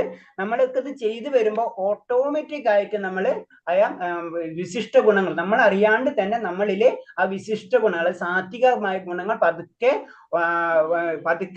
വളരുന്ന പറഞ്ഞ അത് അതിനെ സഹായിക്കും എന്നാണ് പറയുന്നത്. അതാണ് നമ്മൾ ഇതൊക്കെ ചെയ്യണം എന്ന് പറയുന്നത്. ഭഗവാനെ തന്നെ മനസ്സുറപ്പിച്ചവനും ഭക്തിമാനും ആയ മനുഷ്യൻ ഭഗവാന് പ്രിയപ്പെട്ടവനാണ്. അത് പറഞ്ഞ പോയിന്റ് തന്നെയാണ്. കാരണം നമ്മള് ഭക്തിയിലേക്ക് ഉയരാം. അടുത്തൊരു ഇസ്ലാം കൂടെ ക്ലോസ് ചെയ്യാം. നമുക്ക് 20-ാമത്തെ ഹരേ കൃഷ്ണ. ഏതു ധർമ്മ്യാമൃതമിദം യഥോക്തം പര്യുപാസത്തെ ശ്രദ്ധധാനാ മത്പരമാ ഭക്താസ്തേതീവ മേ പ്രിയാഃ. ഹരേ കൃഷ്ണ. ഹരേ കൃഷ്ണ. നാശരഹിതമായ ഈ ഭക്തിയുത സേവനം ഭക്തിയുത സേവന മാർഗം പിന്തുടർന്ന് എന്നെ പരമലക്ഷ്യമാക്കിക്കൊണ്ട് വിശ്വാസത്തോടു കൂടി പൂർണ്ണമായി എന്നിൽ മുഴുകുന്നവൻ എനിക്ക് ഏറ്റവും പ്രിയപ്പെട്ടവനാകുന്നു.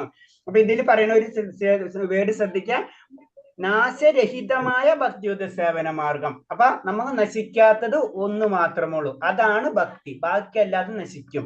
അങ്ങനെയാണ് നമ്മൾ ഒരേ പോയിന്റ്സുകൾ നമ്മൾ മനസ്സിലാക്കേണ്ടത്. ബാക്കി എല്ലാതും നശിക്കും. അത് കാരണം കൊണ്ടെന്ന് പറയുന്നത് നമ്മൾ ഈ ജീവിതത്തിൽ നമ്മൾ ഇവിടുന്ന് പോകുമ്പോ നമ്മൾ എല്ലാതും വിട്ടുപോകും, എല്ലാതും നശിക്കും അല്ലെ. എല്ലാ കാര്യങ്ങളും നമ്മൾ പോന്നിട്ടാണ് ഇപ്പോൾ നമ്മുടെ ശരീരം അടക്കം നശിച്ചു പോവാണ് നമ്മൾ. അപ്പൊ നശിക്കാത്ത ഒരേ ഒന്ന് മാത്രമേ ഉള്ളൂ, ഭക്തി മാത്രമാണ്.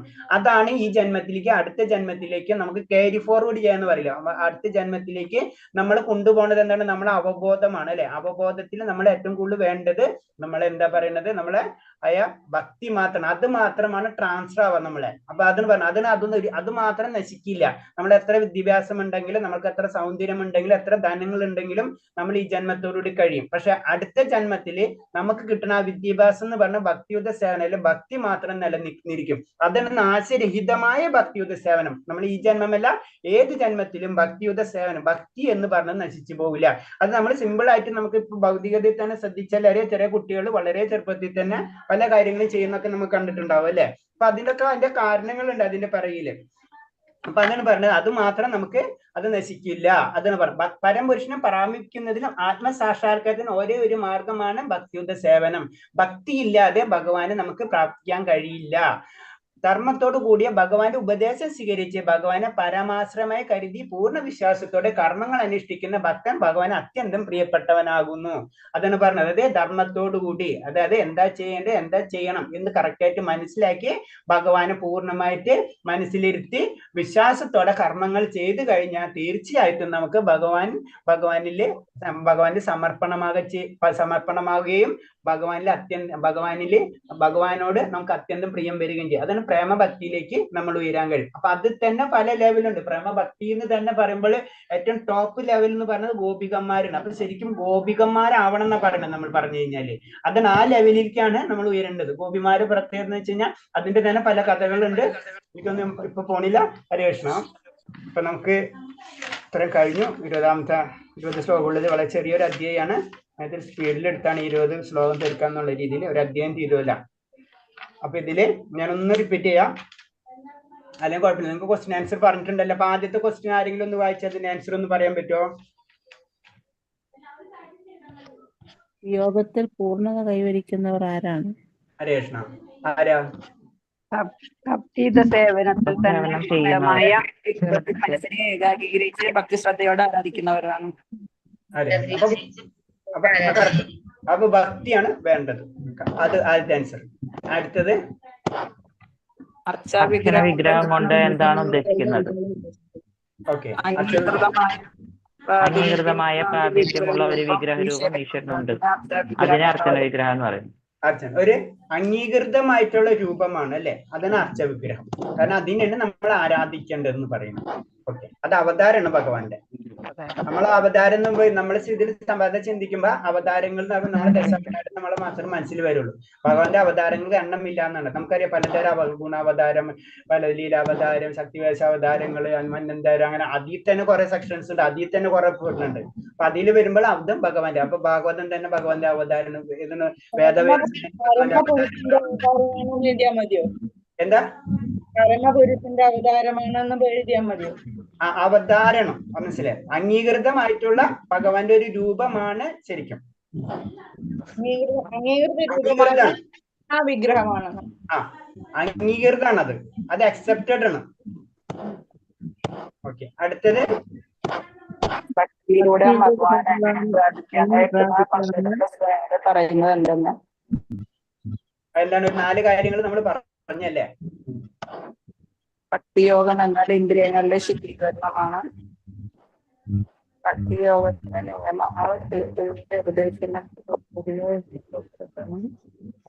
അതെന്താ പറഞ്ഞത്? അതായത് നമ്മൾ 4 കാര്യമല്ലേ പറഞ്ഞത്, 9 തൊട്ട് 12 വരെയുള്ള ശ്ലോകങ്ങളാണ് വരുന്നത് അതില്. കാരണം എങ്ങനെയാണ് നമുക്ക് പല പല ലെവലിലായിരിക്കും നമ്മളല്ലേ. ഒരു ലെവൽ എന്ന് പറയുമ്പോ നമുക്കൊന്നും ചെയ്യാൻ പറ്റും, നമുക്ക് ആഗ്രഹമുണ്ട് പക്ഷെ ചെയ്യാൻ ഇപ്പൊ നമ്മളെല്ലാവരും ചെയ്യുന്നത് അല്ലേ. അപ്പൊ നമ്മൾ എന്ത് ചെയ്യാൻ, അനുഷ്ഠാനങ്ങൾ ചെയ്യാം, ഭഗവാന്റെ കാര്യങ്ങൾ ചെയ്യാണ്ടുള്ള അനുഷ്ഠാനം. അപ്പൊ ഫസ്റ്റ് നമുക്ക് ആ ഭക്തി ഉണ്ടാവണമെന്നില്ല, പക്ഷെ നമ്മൾ അനുഷ്ഠാനങ്ങൾ ചെയ്ത് വരുമ്പോ നമ്മൾ ഭക്തിയിലേക്ക് വരും.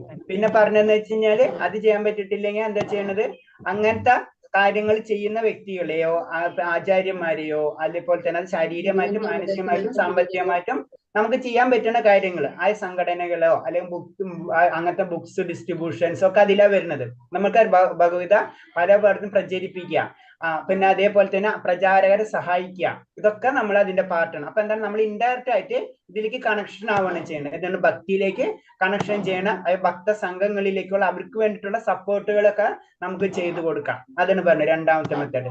പിന്നത്തെ പറയുന്നത് ഒന്നും പറ്റില്ലെങ്കിൽ നമ്മൾ എന്താണ്, മാധവ സേവ, അത് മാനവ സേവ ചെയ്യാം, അത് ജീവകാരുണ്യ പ്രവർത്തനങ്ങൾ, അങ്ങനത്തെ കാര്യങ്ങൾ ചെയ്യാം. അപ്പൊ അത് കാരണം ഭഗവാന്റെ അംശമാണ് എല്ലാവരും അല്ലെ.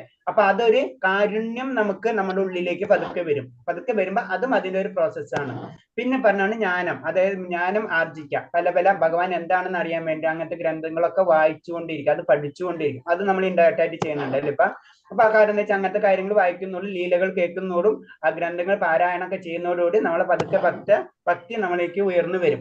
പിന്നെ നമ്മൾ എന്താണ്, എന്തൊരു കാര്യം ചെയ്യുമ്പോഴും ഒന്നും പ്രതീക്ഷിക്കാതെ ഒന്നും ചെയ്യാതിരിക്കുക. അപ്പൊ അതും നമ്മളെ പ്യൂരിറ്റിയാണ് അല്ലെ, അതും ഇൻഡയറക്റ്റ് ആയിട്ട് കർമ്മയോഗത്തിലേക്ക് നമ്മളെ കണക്ട് ചെയ്യും. ഇത്ര കാര്യങ്ങളാണ് ഇത്ര 3 ചോദ്യത്തിൽ പറഞ്ഞിട്ടുണ്ടായിരുന്നത്. ഇതിൽ പറഞ്ഞതിൽ എന്തെങ്കിലും സംശയം ഉണ്ടെങ്കിൽ ചോദിക്കാം, അല്ലെങ്കിൽ നമുക്ക് ക്ലോസ് ചെയ്യാം. ഹരേ കൃഷ്ണ.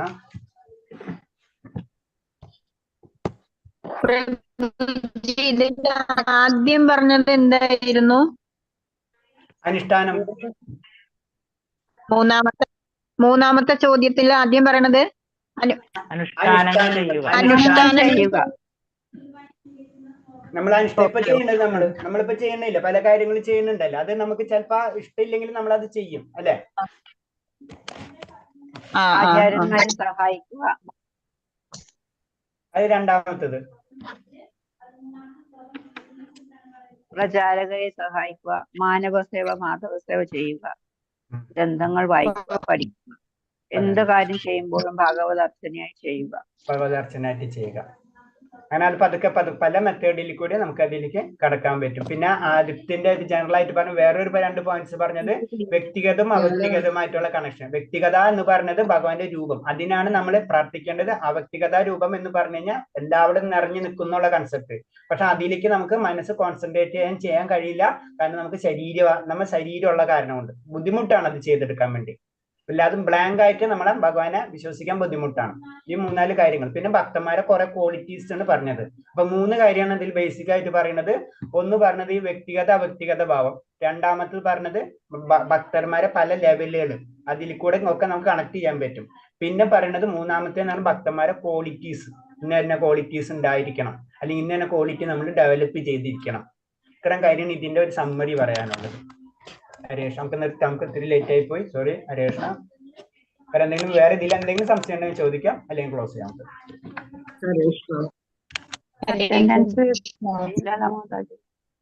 അറ്റൻഡൻസ് ലിങ്ക് ഇട്ടാ മാതാജി ഹരേഷ്ണ? കിട്ടിയിട്ടില്ല മാതാജി.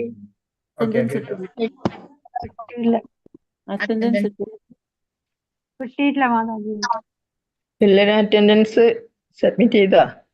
ഇല്ല മാതാജി, എനിക്ക് കിട്ടിയില്ല. 3 പ്രാവശ്യമായിട്ട് കിട്ടിയെന്നില്ല, എനിക്ക് കിട്ടലേ ഇല്ല. ഇടുക മാതാജി. ഹരേ കൃഷ്ണ. ഒന്നുകൊണ്ട് ഇടും മാതാജി. ഹരേ കൃഷ്ണ. ലേറ്റ് ആവരുത്, ക്ലാസ്സിൽ കറക്റ്റ് ടൈമിൽ എത്തണം. അപ്പൊ കറക്റ്റ് ടൈമിൽ ലിങ്ക് കിട്ടും. ഹരേ കൃഷ്ണ. ഭഗവാന്റെ അടുത്ത് നമ്മൾ കറക്റ്റ് ടൈമിൽ എത്തണം, അല്ലെങ്കിൽ അവിടെ ഭയങ്കര ക്യൂ നിൽക്കേണ്ടി വരും. നേരത്തെ വന്നു പ്രഭുജി. നേരത്തെ വന്നല്ലേ? ഹരേ കൃഷ്ണ. 2:45 വന്നു. Okay. Thank you Mataji. Sorry. Hang ആവും ചിലപ്പോ ഫോൺ, അതായിരിക്കും ചിലപ്പോ. ശരി, അപ്പൊ മാതാജി ഇട്ടാ ലിങ്ക് ഇട്ടാ? ഇട്ടിട്ടുണ്ട്. ഒന്ന് ചെയ്തോളൂ. അത് കഴിഞ്ഞിട്ട് ഞാൻ നിർത്താം. പഞ്ചകൽപരൂപച്ച കൃപാസിദേവച്ച പതിനാം പാവനേഭ്യ വൈഷ്ണവേഭ്യ നമോ നമഃ. അനന്തകോടി വൈഷ്ണവ ഭക്തർക്ക് ജയ്, പ്രഭാതിക്ക് ജയ്, ഗുരുദേവ്ക്ക് ജയ്. ഹരേ കൃഷ്ണ. എല്ലാവർക്കും പ്രണാമം. ഞാൻ സ്റ്റോപ്പ് ചെയ്തോട്ടെ. കഴിഞ്ഞ മാതാജിട്ട് എല്ലാവരും അറ്റൻഡൻസ് ഹരേ കൃഷ്ണ പ്രഭുജി ഇട്ടല്ലേ? ഓക്കെ, ഹരേ ഹരേ കൃഷ്ണ കൃഷ്ണ. പ്രഭു. പ്രണാമം പ്രഭുജി. ഓക്കെ, പ്രണാമം. എല്ലാവർക്കും പ്രണാമം. പ്രണാം പ്രഭുജി. ഹരേ കൃഷ്ണ. എല്ലാവരും നാമം ജപിക്കണം. എന്തൊക്കെയാലും എപ്പോഴും ഞാൻ 3 കാര്യമാണ് പറയാ. നാമം ജപിക്കുക, ബുക്ക് വാങ്ങിക്കുക, ബുക്ക് വായിക്കുക. ഹരേ കൃഷ്ണ. ഹരേ കൃഷ്ണ.